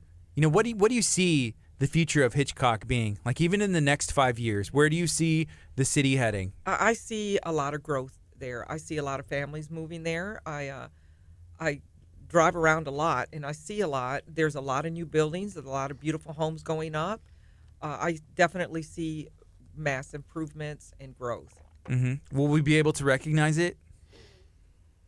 I don't know. In 5 years, maybe, but we have adopted a comprehensive plan that A&M developed for us, and they've got big plans for a 30-year program. Wow. And if I don't quote me on this one, if it's 5-year increments, but there's definitely going in a really, really positive direction out there. I had a code question that I wanted to touch on. I know we're quickly running out of time, but in the city of League City, there's an issue where they started drilling for oil in someone's backyard. Like he started drilling for oil in his backyard to raise some money, and now there's it's igniting at night, and so it lights up and whatnot. There's a flare. I think they do it so that way people will know and there's not any issues, I guess. Yeah, it's all completely apparently legal in the state of Texas to drill in your backyards. Is that still true in the city of Hitchcock? I'm not going to answer that one because I don't know that one either. Oh man, I'm sorry. I don't know about that. I'm sure that there's going to be some regulations, especially on what you're bringing in. I would, again, think of a permit that would be needed for digging. And then I'm taxing it. Yes, exactly. So what exactly are you bringing in, and how much is it? Let's go. You need to slide that over here. Share the wealth. Yeah, this is our land, yeah. But no, Curt, if there's oil in my backyard, I'm figuring out a way to get it out and run it straight to the bank. Yeah, I'm having a tube exactly. straight to the bank, but here it is, boys. Like, just put it in my bank account. There you go. Watch your eyes. Isn't there a church in Oklahoma where they were all of a sudden they were in their backyard or something, and they started digging and hit oil, and so now there's oil there, and so I forget his. I didn't hear about that. Yeah, there's a church in Oklahoma that's connected to this church, and I can't think of it off the top of my head. Believers Voice of Victory Network. Who is that? I'm not sure, Curt. That's wonderful. But yeah, it's kind of cool. It's kind of interesting that a church was able to, and now they got all that oil, so that's wonderful. It's awesome. So we're about out of time. Is there anything else you'd like to share while you are here today? No, I really enjoyed it, and it's been fun. It's been fun. Well, I'm glad that you were able to join us, especially on short notice. It's my pleasure. Thank you. Hey, I like that. That Chick-fil-A. customer service, City of Hitchcock, coming through once again. Shout out to Chick-fil-A Texas City for helping make this show possible today, and we're able to give away a couple of these baskets to you. If you're watching on Facebook, all you have to do is like, share, comment, a cow emoji, and I see them still coming in. I know people are pumped. Chick-fil-A, the newest one in our area, the Texas City location. Thank you so much for allowing that to happen. Yeah, we're going to be making that announcement later today. So 3 winners have a chance to win these baskets full of gift cards, the cow, and a shovel. It's 9:56. We're taking a quick break. When we come back, it'll be a bit after that 10 o'clock hour. We're going to be on till 11 o'clock. You can stay hanging out with us on Facebook, see some of the behind-the-scenes stuff that happens. Feel free to let us know what you have going on today. Ask some questions. It's KHEA Radio 99.5 FM. Coming up next is Chris McClarney. The song's called Breakthrough. Don't forget to go download the KHEA Radio app. It's only about 3 weeks old, but it is awesome, and we're so proud of it. We want to hear your feedback, only if it's 5 stars on the App Store. But we want to hear your feedback either way. It's KHEA Radio 99.5 FM. Dang, that's a good song. Like, I can just feel like you're gliding over the water.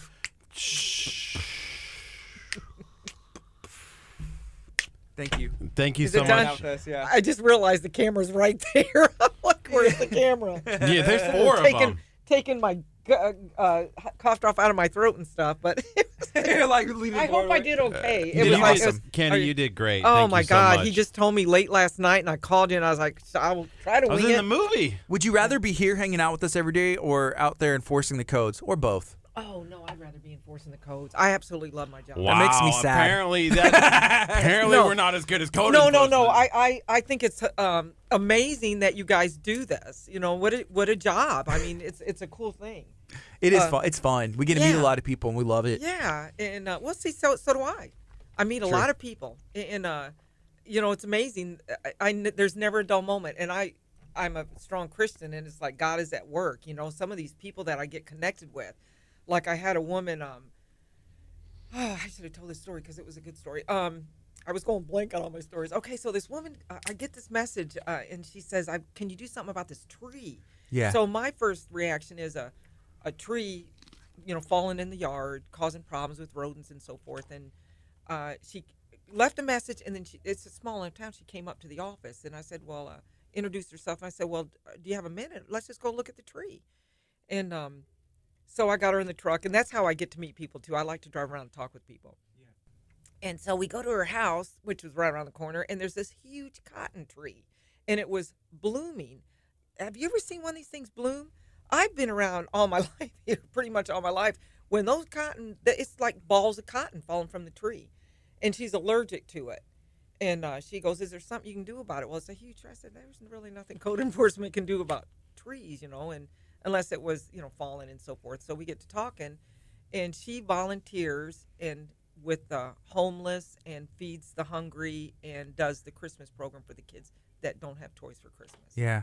And I thought that was so neat. And I said, I'm definitely keeping your name because if I, you know, can network you with other people, you know. And she goes, yeah, I've been retired now, and this is what I do for, you know, my spare time. I work out in my garage, but because of her allergy, she's going to have to move. But I thought that was really neat. That's awesome. Yeah. Positive stories. Woman. Well, it's like normal. Yeah, just everyday people, you know, starting, getting an idea, and then it turns into something extraordinary. Exactly. Yeah. Touching so many different people's lives and helping out, you know, local kids, helping out whoever. So she's a real strong Christian, and she just was doing what she didn't have a lot of money. She was doing what she could. People were donating to her, and her whole garage was full of toys, getting ready for Christmas here in June. That's cool. Christmas in July. I love it. So yeah, it was a real. That was my last encounter with somebody that was just really neat. There's one of our friends. Her name is Kelly Redinger. She lives in League City, but they have a birthday party for her daughter.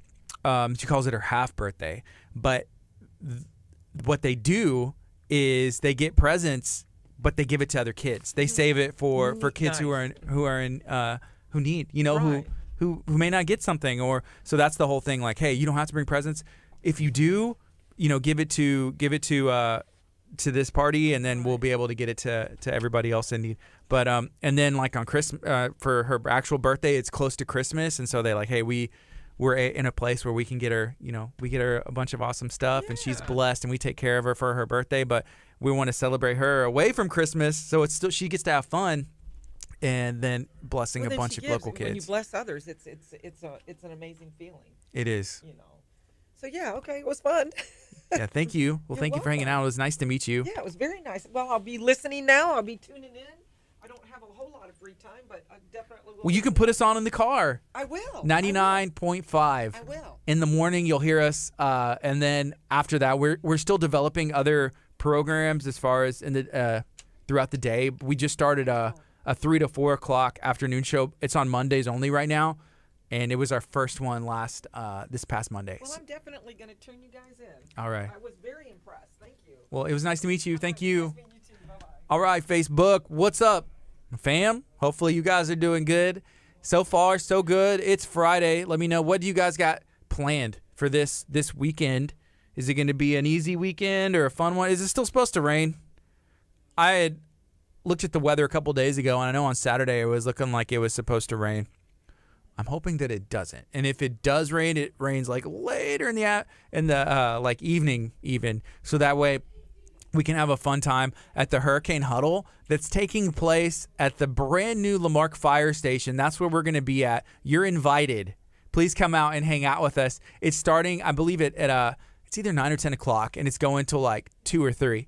It's till 2 o'clock. And what this event is talking about being prepared for emergency situations, being prepared for hurricanes. Right now we are in the beginning of hurricane season, so we want to be able to make sure that you're prepared. What should you do? What should you know? Also have a chance to meet local firefighters, local police officers, meet that local people in the community. There's supposed to be a helicopter there. There's supposed to be a toddler firefighter game station. There's also supposed to be all kinds of, I think like food and drinks and everything else, so you'll have a good opportunity to come hang out. How's it going? Doing good, doing good. How about you? I'm doing great. It's Reggie, right? Yes, sir. What's your last name, Reggie? Rusk, R-U-S-K. Reggie Rusk. You are from Texas City, Texas, right? Grew up in Lamarck, Texas City, graduated from Texas City High School. Okay. That's what's up. Stingrays. Yes, sir. Well, we love Texas City. We actually are giving away, there's a brand new Chick-fil-A. Texas City is like, a lot's happened since I'm sure you were playing with the Stings, but one of the things that we enjoy is Chick-fil-A. That brand new Chick-fil-A. Have you seen it yet? I drove by it, I think, last week. I have not had a chance to stop by. Yeah. It's just as good as all the other ones, because whenever you go to one, I feel like you get that same experience with customer service at all of them. Oh, that's the best customer service at any restaurant. I agree. We were talking to someone the other day. It was actually the owners of the one at 96 and in League City, right? It's Travis and Jamie Powell. They own that. And they said a lot of the times people will look at that on your resume and say like, oh, wow, you work for Chick-fil-A for 2 years, 3 years, even 1 year of summer, and they know that you have a good start. Like, right. Because they know the training that you go through and the kind of caliber of employee. So that's kind of neat to think about. Oh, that's cool. I never even thought about that. But, yeah, I actually know the owner at the 646 location. Yes. Yeah, whenever we have some type of events, they're pretty gracious and gives us, things to pass out to participants of a camps and stuff like that. So is it? I think I haven't met him yet, but I believe it's Michael Lee. Is that Michael his name? Lee, yeah. Michael Lee. So we had his marketing director in yesterday, and we were talking about everything that's going on, like for summer at Chick-fil-A, and they do a lot of like specialty stuff. And the cool thing they do is have those community outreach, like, hey, we're gonna have stuff for the kids, right, and games and everything else. So that's fun. Yeah, that's great. Doing stuff like that in the community, just a way of giving back and not just taking and receiving from the community, but actually giving back to the community. That's awesome. I agree. So we got 28 seconds, and right now we're just on Facebook. After this 22 seconds now, we're going to go on the FM. We'll introduce you or let you introduce yourself, and then we'll just get into your story, what's going on now. Sounds good. Sounds good. I'm ready. We're excited. So 10, here we go. I'm going to let y'all listen to this Axe Masters. Texas, to learn more, they're located off of Hobbs Road in League City, Texas. Thank you, Axe Masters, for being a partner with KHEA Radio. Good morning. This is KHEA Radio, 99.5 FM. Right now it's 10:05. This is Kickstart. I'm Gardy. And I'm Curt. We have a special guest in studio. What? We're going to be talking to Reggie. He is from this Texas City, Lamarck area, and we're going to learn everything that he has going on. What's up, Reggie? What's going on, people? Can you sign autographs? Because I feel like I haven't ever interviewed a professional NFL player before. But yeah, well, still. I feel like it's a very small fraternity. Like once you've played in the NFL, it's like a brotherhood that like you're an NFL player. Right. Is it kind of like that? I guess I've always been so humble about the whole situation. So I've never really just like tried to broadcast that out to everybody. Can I take back something I have interviewed? I interviewed Danny. I interviewed Danny Woodhead. So that's good. Yeah. So I have one other person. Can you give some maybe some courses and classes on being humble to my friend Curt here? Is that something that you offer? No, I don't need to be humble. I live united. Right. So Reggie, you have a pretty cool story.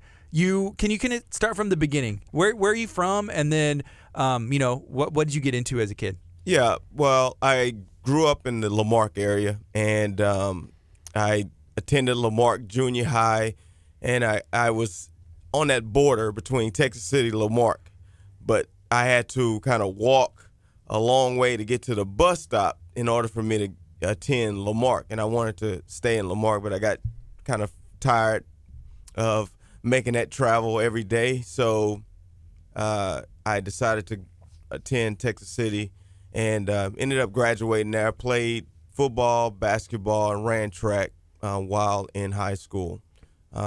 So I got roots in Texas City and Lamarck. I love all my people from Lamarck and Texas City. You know, I feel like if the football coaches would have known, like in junior high, hey, we could have had Reggie. Like they'd have been like, hey, Reggie, I know you got to walk to the bus stop, but I got you. I'm gonna go pick you up and take you right here to Lamarck's Head. The crazy thing is, Lamarck had so many great athletes that, it's an exchange basically. Yeah. Texas City, I think we had really good athletes, but Lamarck, it was just every year they were like pumping them out. So it was good for me to go up against some of the kids that I grew up with. That made some great battles whenever we played Lamarck. We really didn't ever beat them, I don't believe, that when I played. But it was great going against those guys that I grew up with, for sure. Yeah, and then you're going up against the best. And like, right. Even at the time now, like some of the best athletes, I would say, to come out of Texas, they're coming from this area in Lamarck, Texas, and that's just the way it is. It's just historically, definitely. like, it's facts. Definitely. Yeah. Back then, like, Galveston ball was huge. I mean, those guys put out some great athletes. Actually, Galveston has, I think, more NFL guys than anywhere else in the state. So wow. that's a great testament to this small community that we're putting out so much talent in football, basketball, and whatever. And then we got the GM for the Colts, Texas City alumni. Wow. Yeah. That's awesome. So whenever we have so many kids, I'll call them kids, but they turn into young men. They go to college and they play, and then they have the opportunity to pursue what I'll call a dream. To go play professionally in football and all these other sports. And then either they come back home or they have a career, maybe move somewhere else. What's life transitioning? First of all, you go play high school. You're from Lamarck, Texas, and you play, high school football, go play college, and then whenever you get the opportunity to hear your name, you get drafted, you get maybe not drafted, but you get signed. What's life like? Is there a change, and what does that look like? It's definitely a change, and those transitions are, for some people, are really, really hard and difficult, and some people can handle the pressure a little bit better. When I graduated, I was fortunate enough to have an opportunity to go out to California.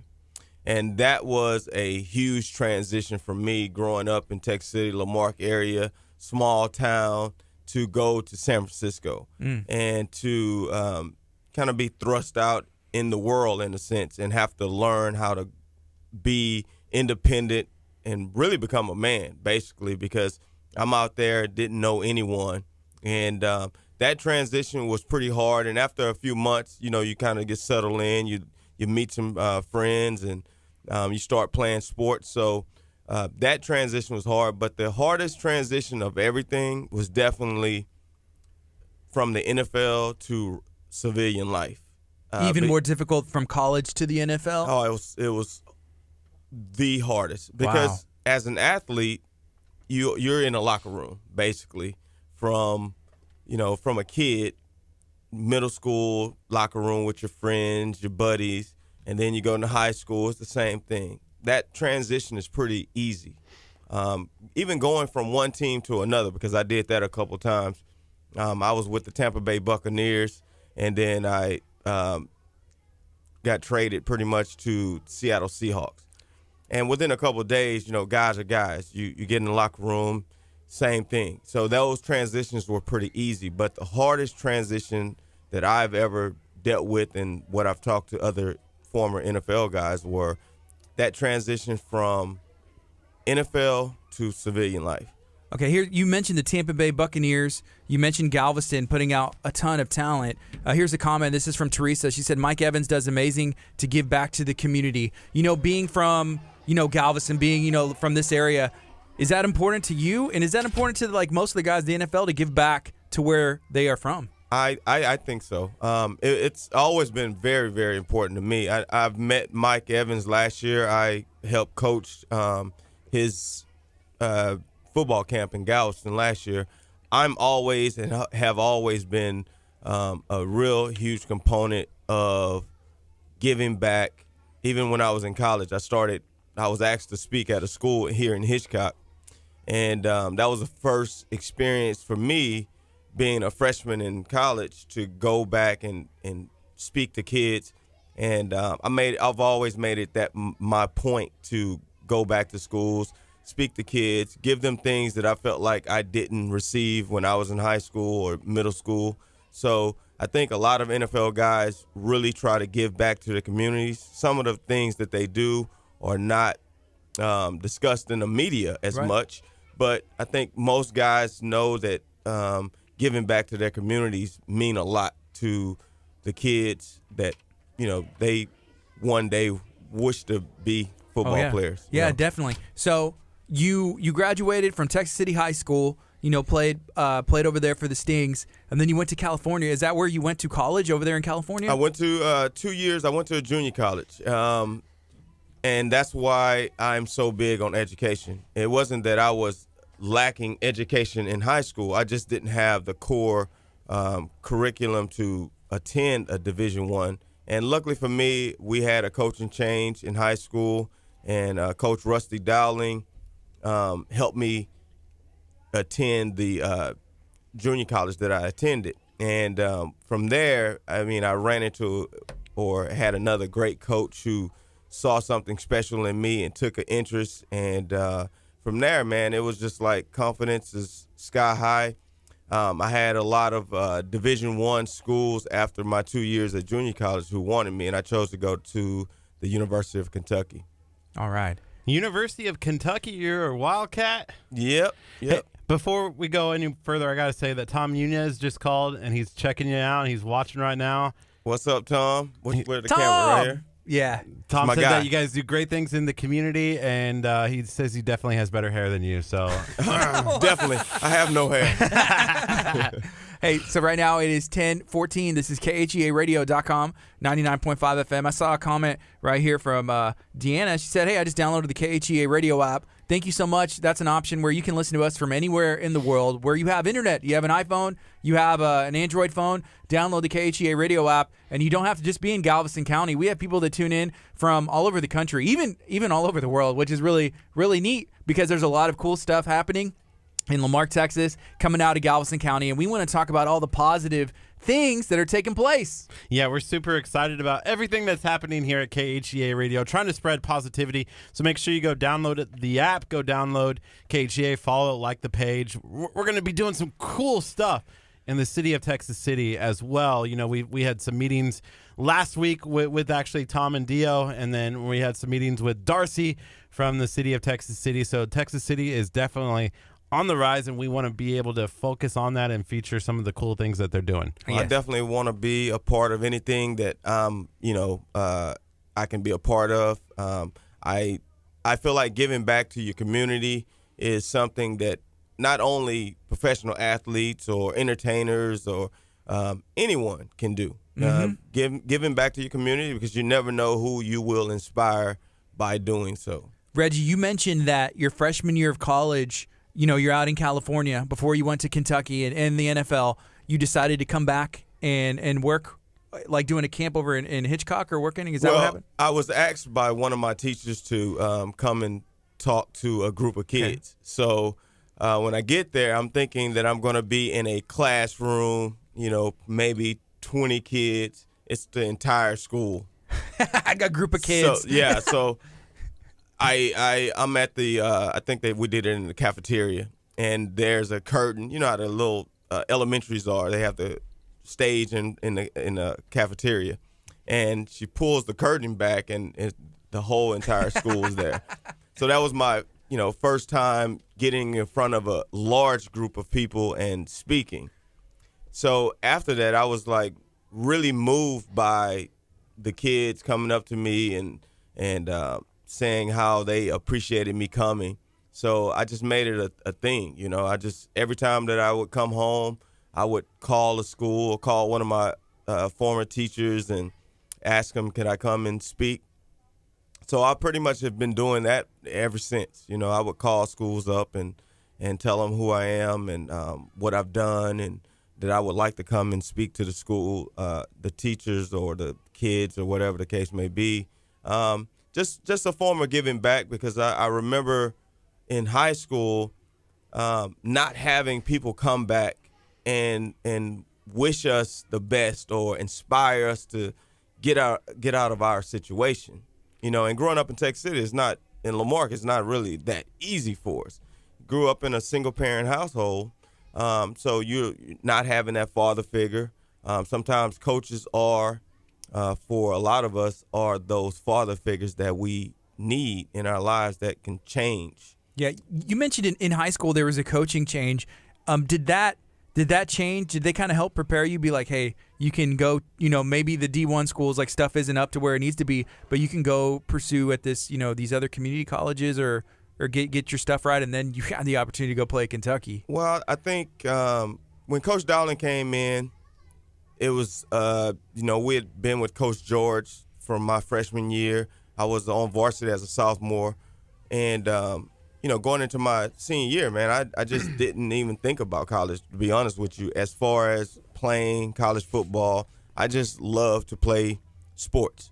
And Coach Dowling brought me into his room after my senior season was up in football, and he told me that he just felt like that I could play at the next level. Wow. And that was the first person that actually gave me that vote of confidence to say, wow, I can play college football.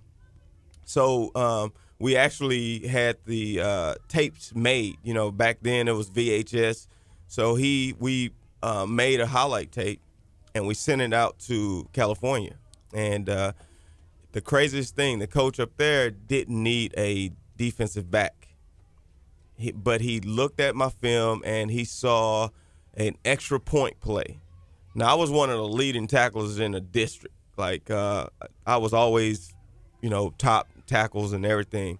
And he looked at all of those plays, and he said it was one play that he saw that he didn't need a DB, but he would take me because of that effort. So that's how I pretty much got the opportunity to go even attend college, was off an extra point play. Hey, so every play counts. Every play. When I work with kids now, I tell them those stories because every play does matter, because you never know who's watching you play. And that one play, which was an extra point, the kid bobbles it, and I run him down from the backside and trip him up before he gets into the end zone. That play is what secured me an opportunity to play in college. Wow. So you ended up going and doing a couple years at the community college, and then did you do 2 years at Kentucky? I did 2 years at Kentucky. And it's crazy when you have so much confidence now. When I went to San Francisco, I can't say that I had a lot of confidence. I knew I was a good player. I just played hard. But having those coaches that gives you that boost of confidence, and then you go out there and you perform at a high level, which I was able to do. After leaving San Francisco, I won a lot of personal accolades and awards for my play, and had the opportunity to now be recruited by big-time schools. And I was going to go to USC up in California, and that was my all-time favorite school. And I chose to go to Kentucky just because of the opportunity to play in the SEC. I felt like that was like the best football conference in college sports. So I took that opportunity there. But, knowing that every play matters, that's just how I played all the time. Okay, and then you ended up getting a chance on the ultimate, the biggest stage, at the NFL. Yeah. What did that look like? How did that work? Well, I knew I had something, or I knew some good things were happening for me my senior year. When I first got to Kentucky, I went through a little adversity. One of my coaches, my defensive back coach, chose to start someone else over me. So I wasn't too happy about that. Of course not, yeah. And, when he told me in the locker room after a game one time, he said that if I don't like it there, I can transfer.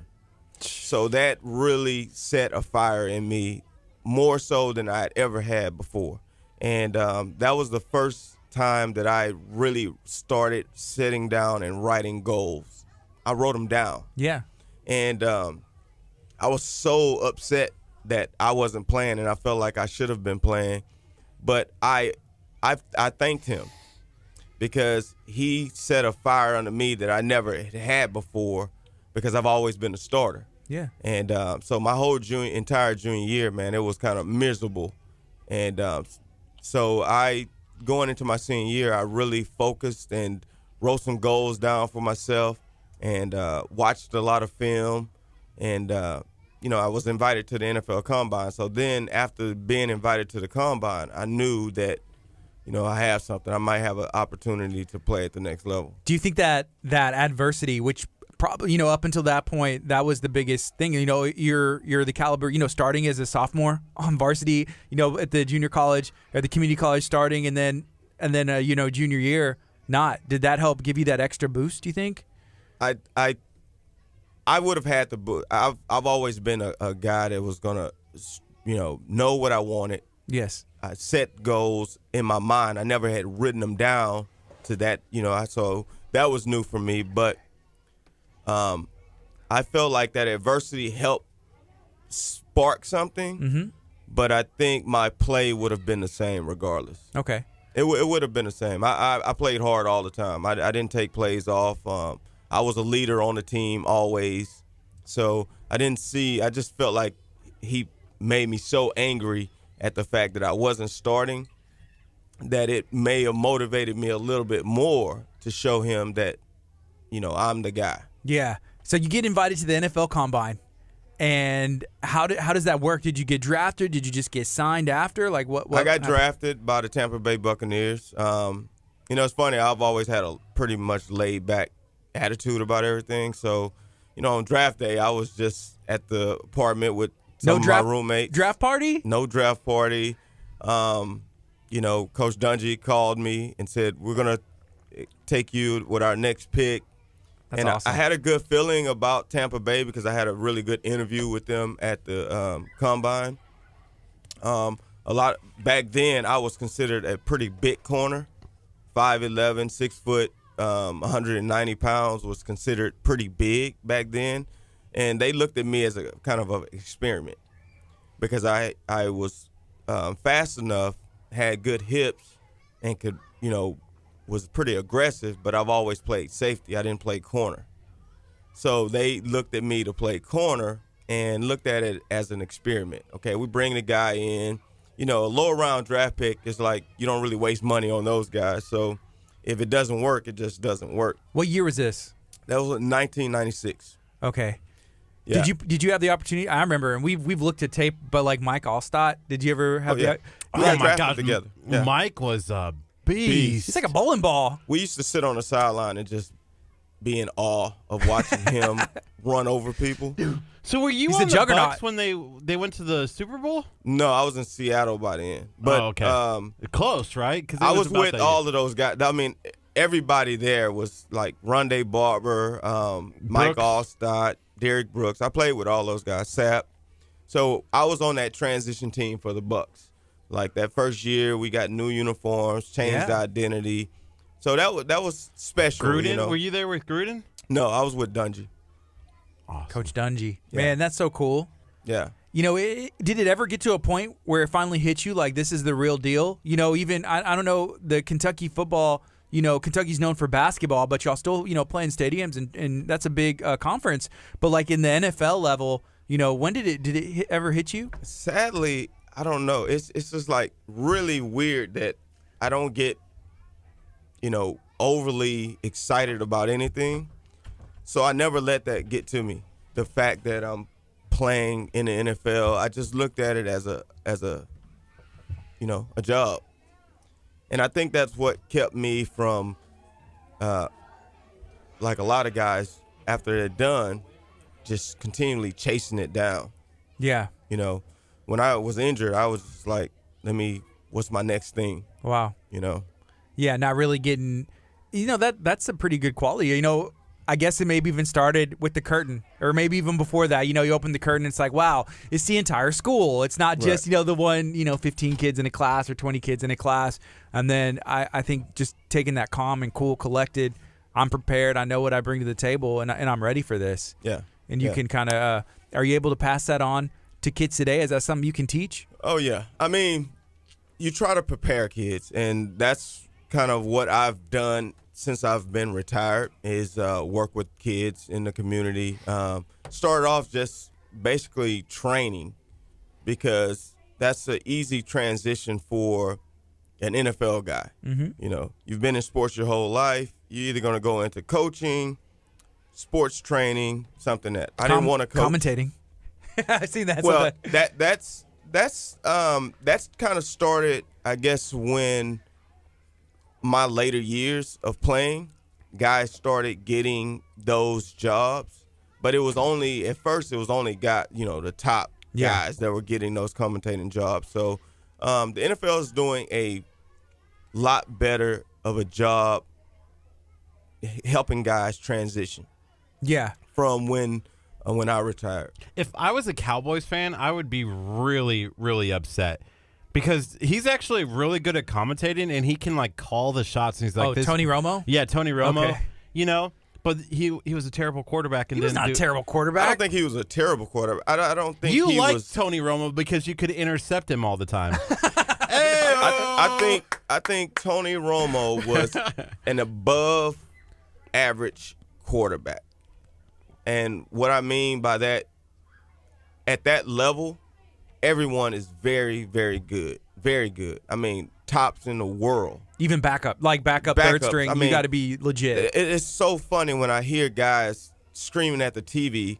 You wouldn't be able to hold the fifth string receiver. Yeah. Seriously.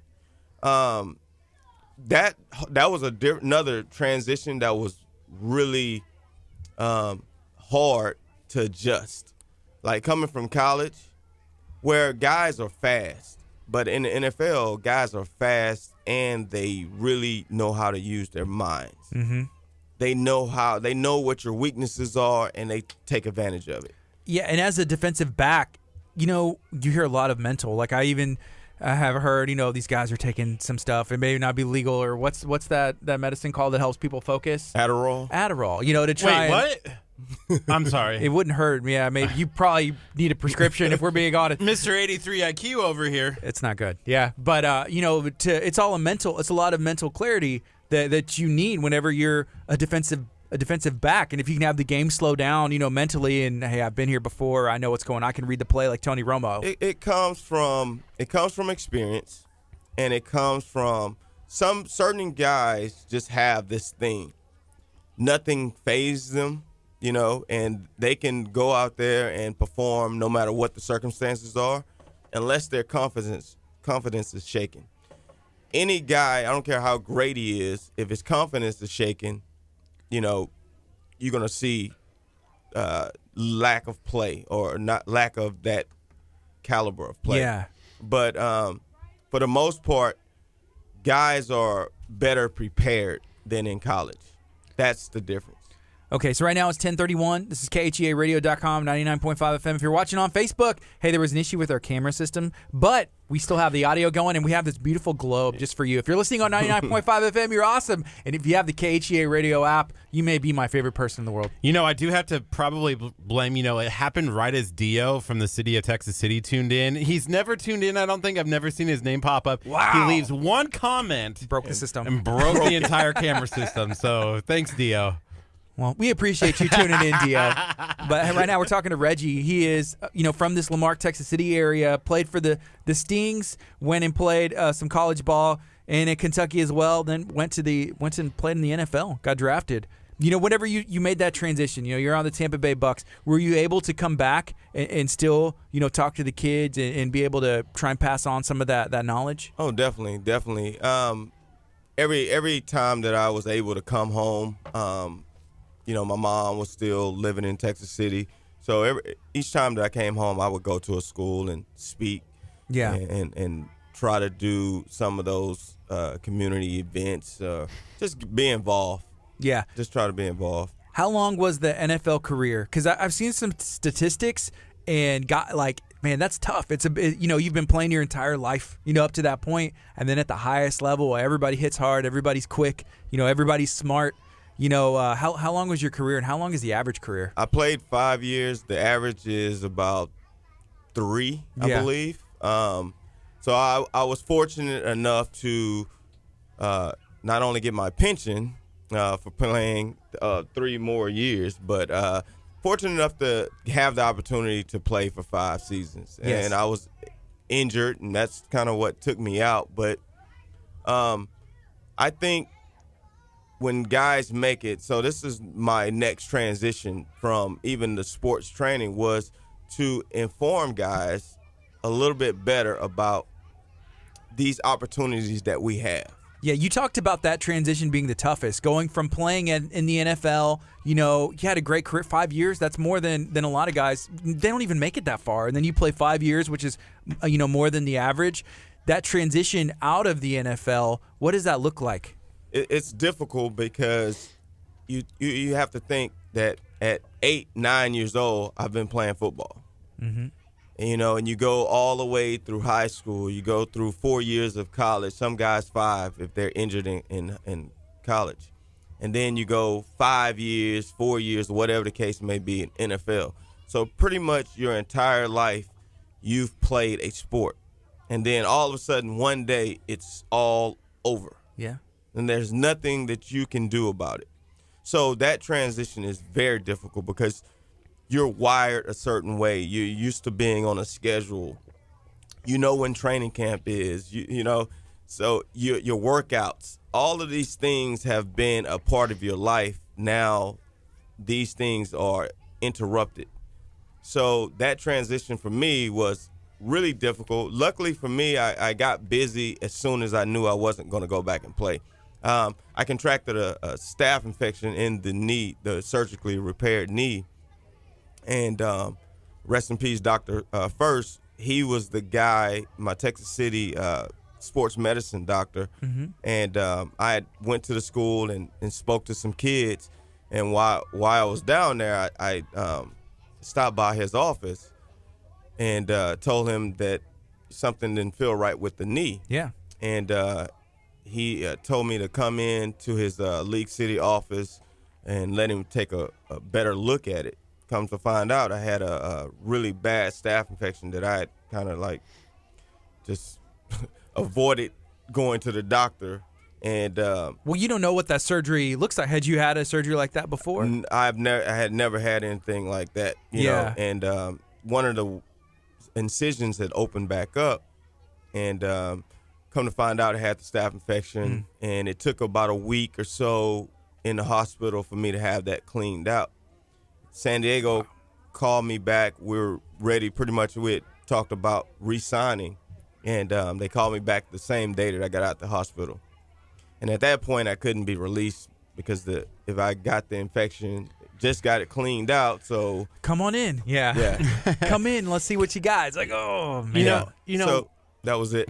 Oh man. So one of the things that I wanted to talk about today with you as well is about how. I'm a huge fan of The Last Chance U. Have you ever seen that on Netflix? Yes. And how these kids, it's kids who get recruited to go play for like major schools like Florida State and Nebraska. These big schools that win championships, right? And all of a sudden now they've messed up. Nobody's gonna say anything. Just go talk your point. But they mess up.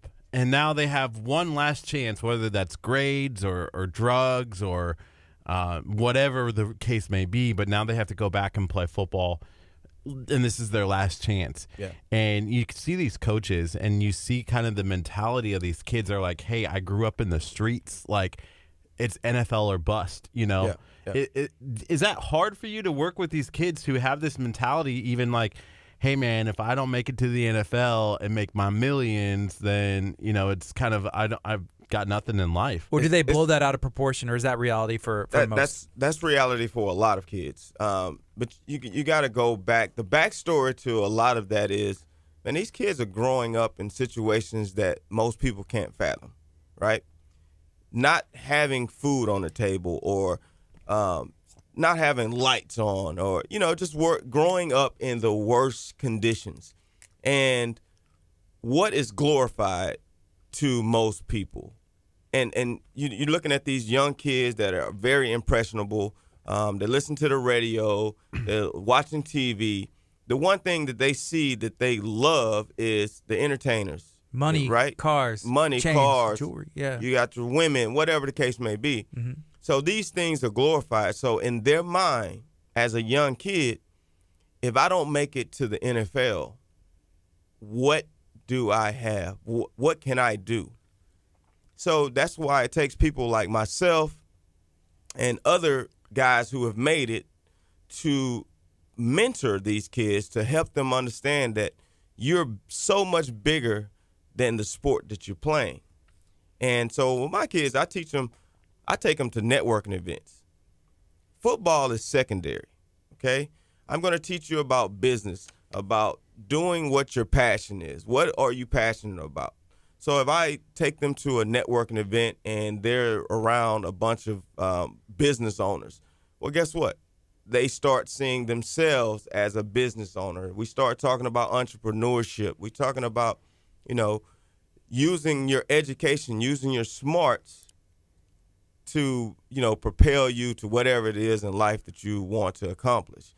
And sports become secondary. But as long as we see sports as the only thing that we can do, and that's what you're going to have. Yeah, and sports can be an avenue to an education. That's it. Yeah, go and, if you want to get a degree or pursue a field that, like, hey, I can make this work. This will get me in the door to talk to anybody. Or like, this means something, and it's a piece of paper, but you also get to play football, pursue your dream, and then potentially, hey, I got a backup plan, I got a career, and I'm going to be able to still go and do everything that I want to do and have a good life. But that has to be talked about. That has to be addressed, because if you grow up in a household, no one's been to college.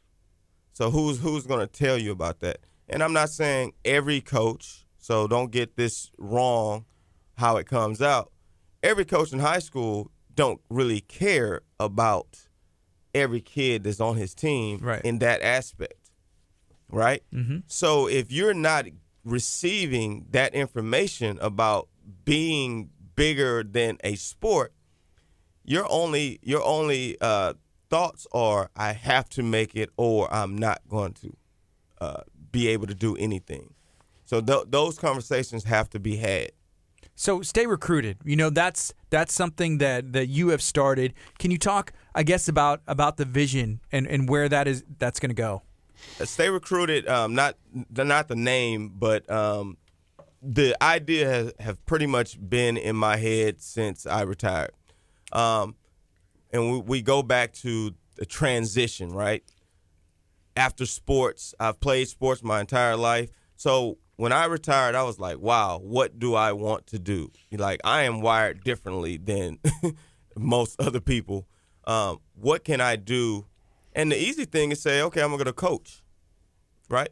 So we have that mental block as well for retired players. After they retire, they think the only thing that they can do is coach or train, right? For a lot of guys, they think. Or for guys that grow up here, I'm going to go work at the plants. So after I'm done playing football, I know I can go and get a job at the plants. I never saw that. I've always thought on an entrepreneurial level. So speaking to kids now at an early age, you have to get them on a 7th and 8th grade level and start addressing those things. So if football doesn't work out, guess what? I have this network that I've built, right? And I've worked with these people since I was in high school. They know me personally, and I can get into a career. I can start my own business. So stay recruited. I named it Play for Success because we play sports for success, whatever kind of success that is. and what it Rings. looks like for each guy. He said rings, but success looks different to other people. To everybody has a different vision of success. And I tell kids this all the time. Success doesn't necessarily mean how much money you have in a bank account. Success means if you have a job and you have a wife and you have kids and you're able to spend time with them, for someone, that's success. To someone else, having $1 million in a bank account and driving the best, line of cars that they can find, that's success for them. I'm not stopping until I have that. That's your vision of success. Go for it.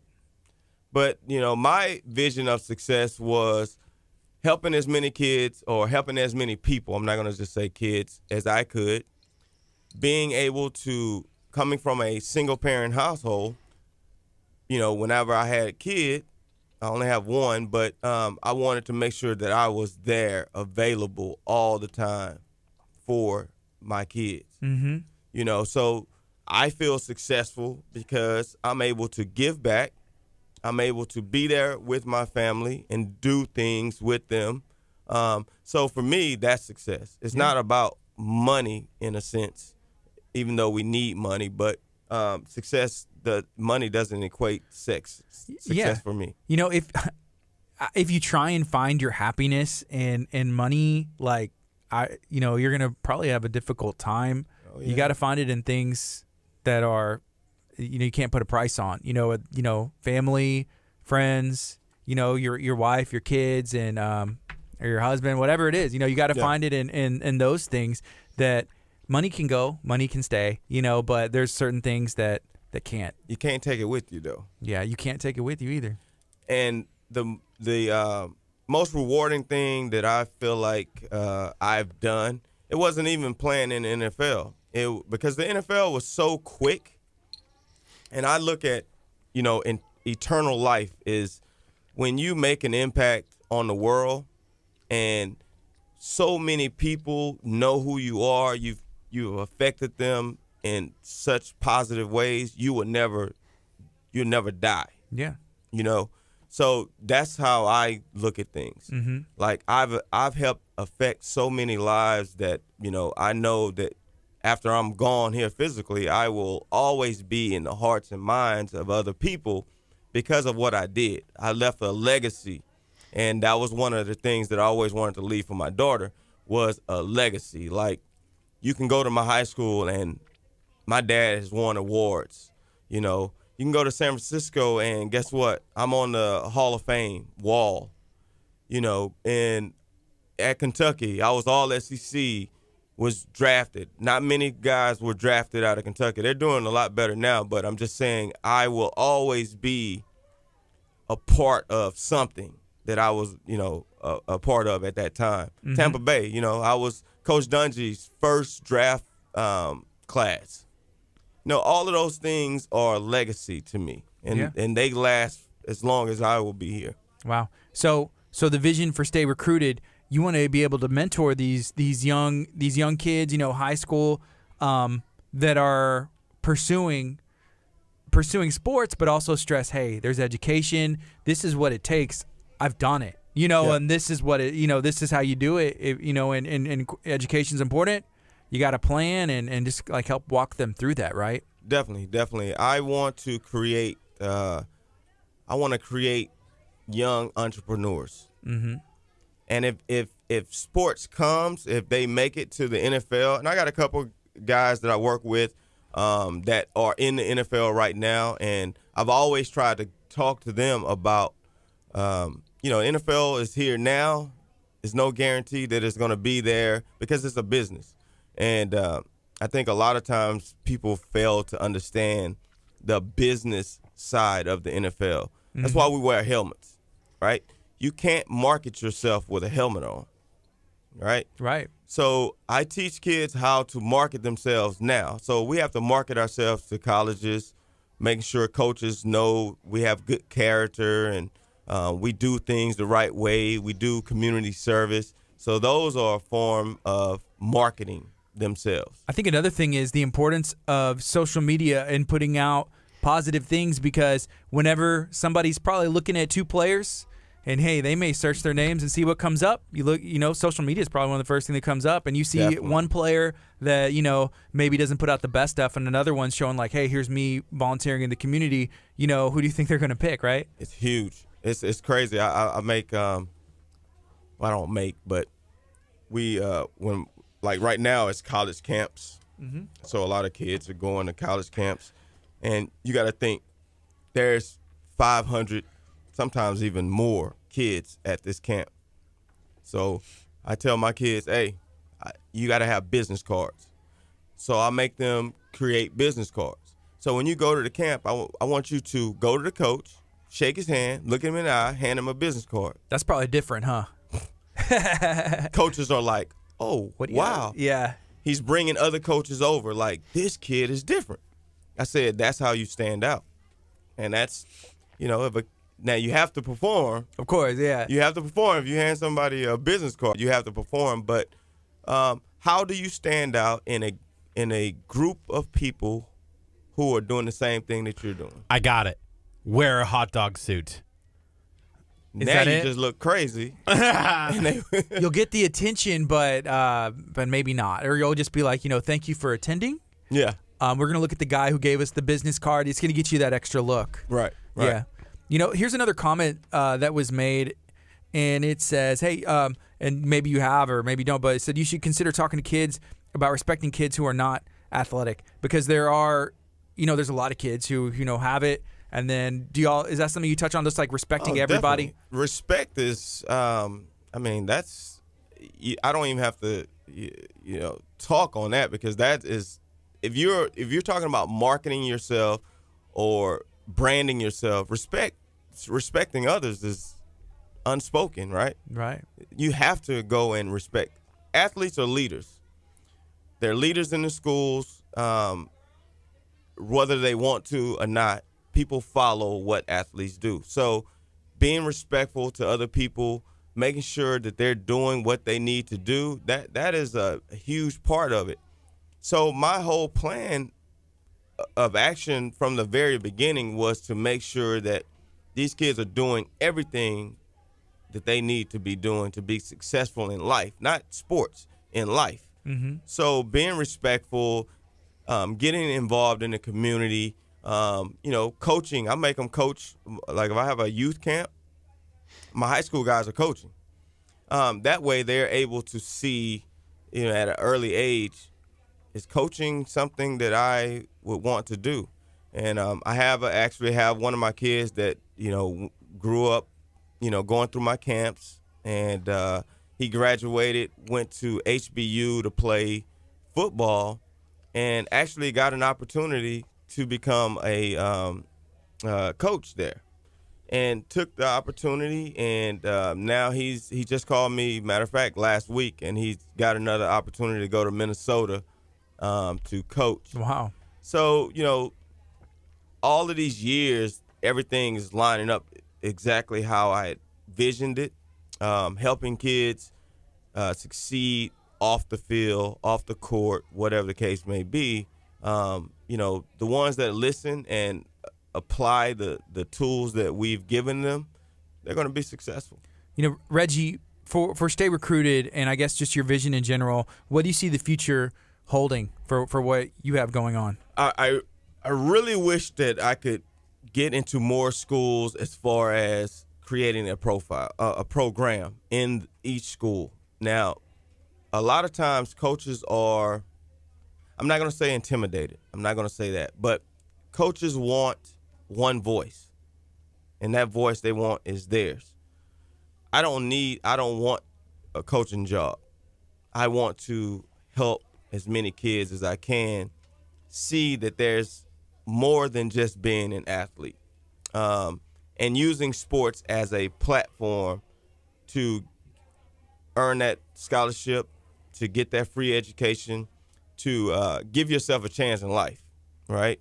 So I wish that we could partner up with more schools to create that, Yeah. because I think a lot of kids are misguided by what the NFL is, what NBA is, because they only see the money side of it. They don't see the other things. So do you think that can ever change? Because I feel like with like ESPN, with KHEA radio, where we're featuring all these amazing athletes and what they're doing on the field and driving the sports cars, that will ever change? As what? That mentality of, hey, I want that kind of lifestyle, because what sells is that, No. people want to see that. No, it would never change. What you're trying to do is give people tools. I mean, everybody in life, most people, especially with the invention of social media. So you see these great pictures, you see these people on vacations, you see them driving nice cars. Who doesn't want that if you don't have that, right? That's always going to be a thing that drives people.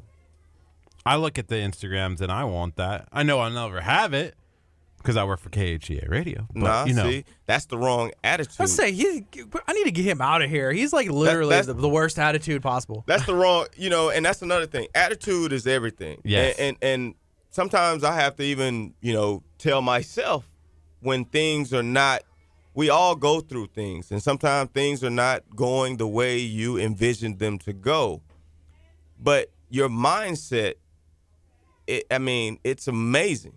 If you take a positive mindset and you say, one day I want that or want this, you can obtain that, but it's with the right mindset. Yeah, and even that still won't make you happy. That's not going to make you happy. Stuff won't make you happy. No, because it'll go. There's good times, there's bad times, but we've talked about this before. We actually had a life coach in, and she was talking to Curt and said, hey, what do you want out of life? He was like, it was like pretty much money. I want money. I'm like, Curt, it was not money. It was financial stability. That's different. She asked, what will make money. What will make you happy? And there's reasons that life are the way it's the way that it is. And it was like a whole big thing. And I was like, dude, I got to stop you right there, because you could have all those things and still like. There's a song. It's like more money, more problem. And it's the truth. It's just different problems that brings on. Yeah, you get more money. Like there's some things that came in, and if there's more money, and it's like, how did I end up with less money than I even had before? Because the more opportunity there is to like, man, now I can do this. I can do this. Man, life is good. And then it's just like, I'm in the exact same place now. I'm in an even worse place than I was before, because nobody kind of helped me coach, or I didn't listen to the advice. I thought I knew what was better. Right. And it's not any different, I don't think, with athletes or with me. So it's definitely the same. And we had this conversation when I first met you guys. So many people are so misled on NFL money, right?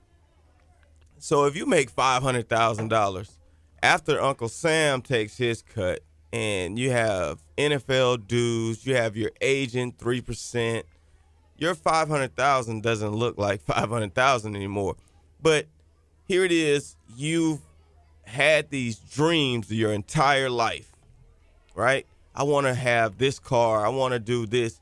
But now you're like, wow, I got all this money and I can't even really do what I want to do.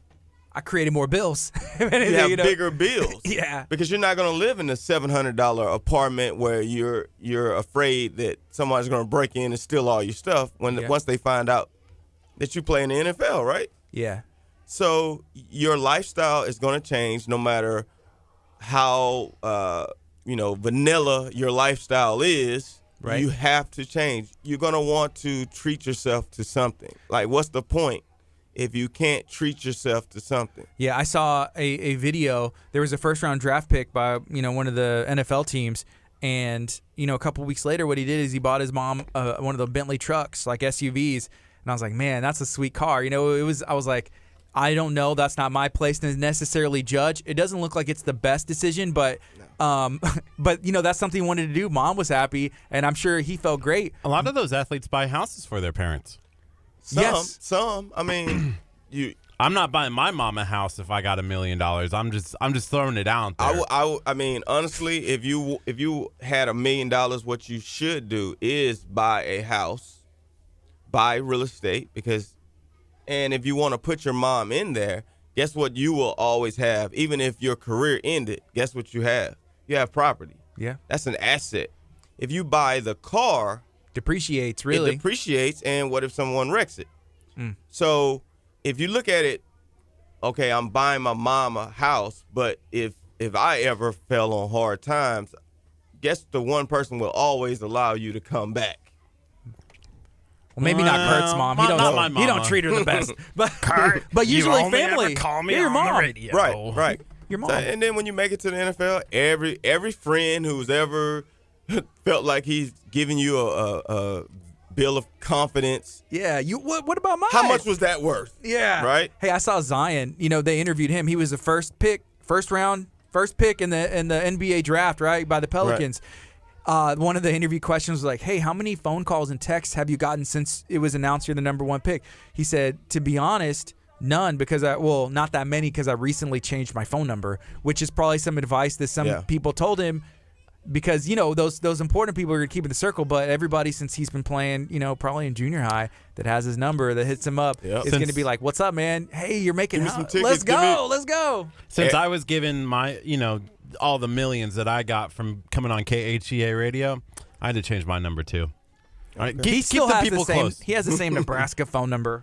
I know. He calls me this morning. I'm like, I thought it was a robot call. Telemarketer. I was like, decline. Yeah. Oh, it rang once and hung up. I'm like, Reggie.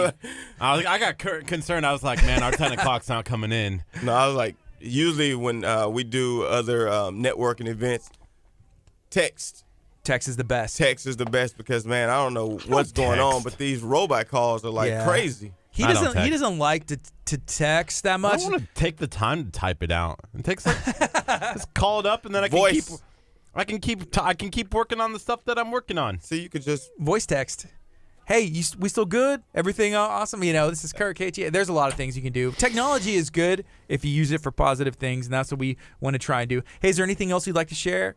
Yeah, I mean, anyone out there that's listening that, would like to partner with our organization, please give me a call or a text at 281-914-2351.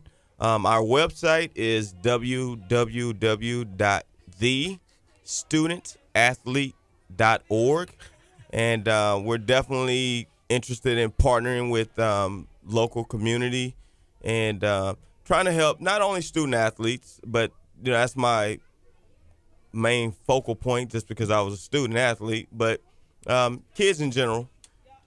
We have like 300 kids here. There's Vacation Bible School going I on right see. now. So there's, a lot of kids from the area. Some go to church here. Some just, want to come and hang out. But there's a lot of potential, in this building right now. So I'm excited to see, what the future holds for all these kids as well. Yeah, it's Can we get that number really fast? And then it's 11 o'clock. okay. It's 281-914-2351. It's 11 already? It's 11 o'clock already. Wow. It's been an hour. You have fun when time goes fast when you're having does. fun, right? Yeah. And what's your website one more time? It's thestudentathlete.org. And if somebody wants to reach out to you, just pop you a text message, huh? Pop me a text. I'm ready. All right, it's 11 o'clock. Hey, be blessed. Have a good weekend. It's Friday. Go do something positive starting today, starting right now. If we can be of any assistance, feel free to send us a message on Facebook or send us a text too, 346-704-1806. This is KHEA Radio, 99.5 FM. Guess what? If you like this video on social media, share it and then put in a cow emoji. We're giving away some Chick-fil-A little awesome baskets. They're Be Our Guest cards, courtesy of that Chick-fil-A in Texas City. It's brand new. You could be one of the winners. If we remember and all things flow the way we plan, then we're going to give those away, announce those winners today. Kurt's like really held on tight to that basket, so I'm not sure if he's actually going to give it away, but I'm going to make sure that we work that out. I want the cow. I see that. You know who else wants the cow? My son. He was like peering in the window earlier, just being like, "Give me the cow." Can't do it. Hey, do something good today. Be blessed. KHEA Radio 99.5 FM. All right, Facebook. See you guys. I forgot.